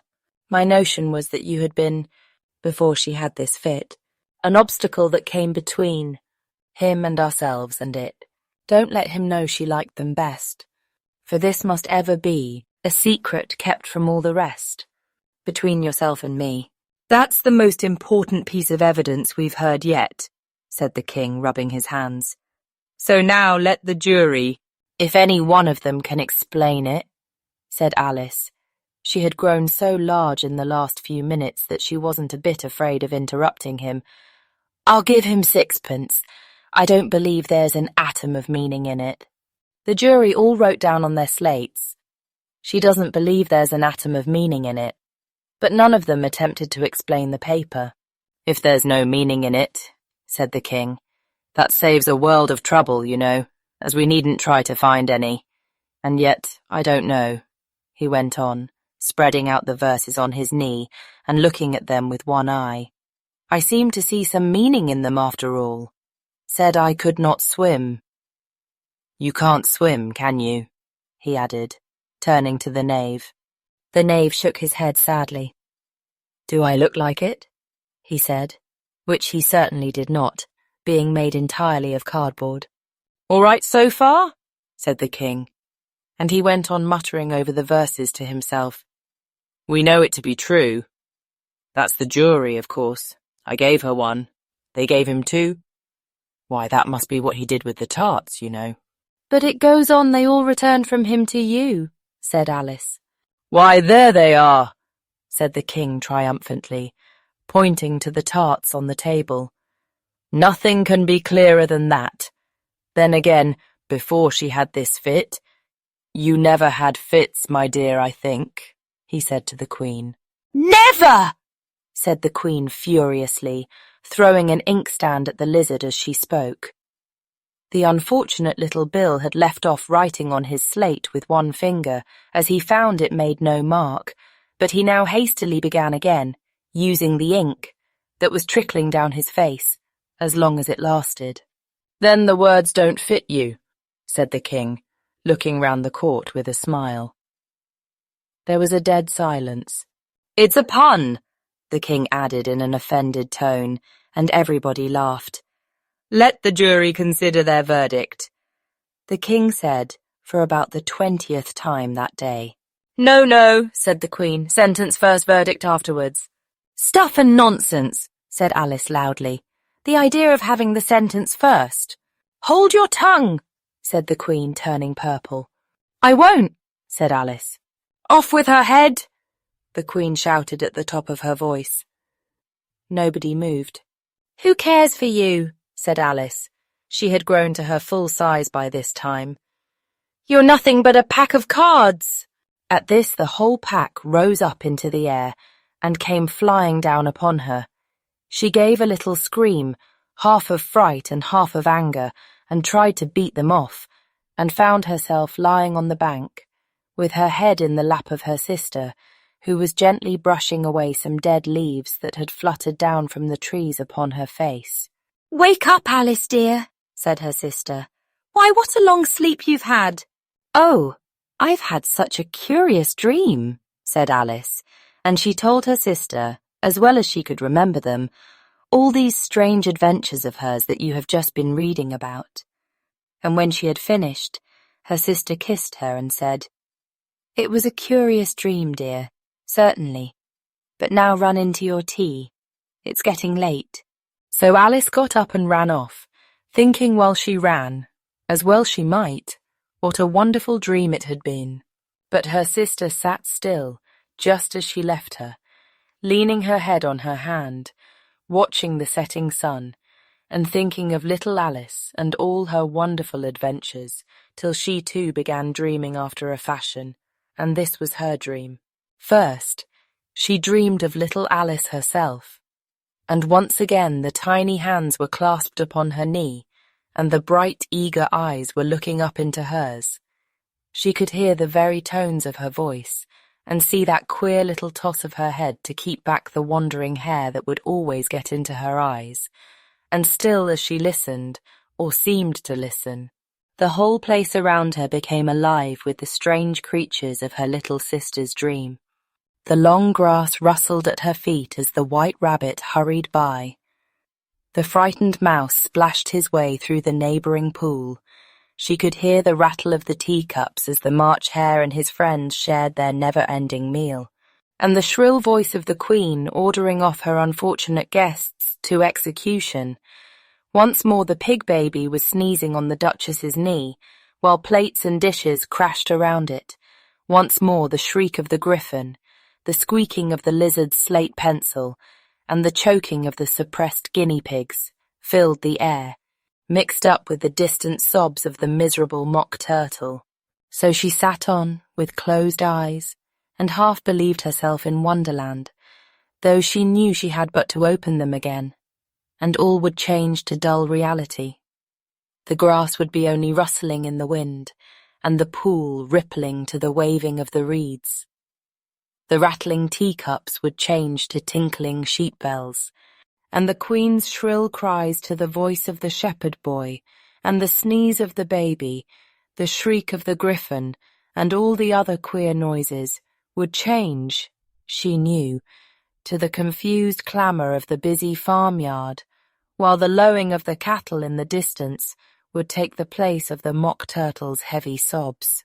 Lastly, she pictured to herself how this same little sister of hers would, in the aftertime, be herself a grown woman, and how she would keep, through all her riper years, the simple and loving heart of her childhood, and how she would gather about her other little children, and make their eyes bright and eager with many a strange tale, perhaps even with the dream of Wonderland of long ago, and how she would feel with all their simple sorrows, and find a pleasure in all their simple joys, remembering her own child life and the happy summer days.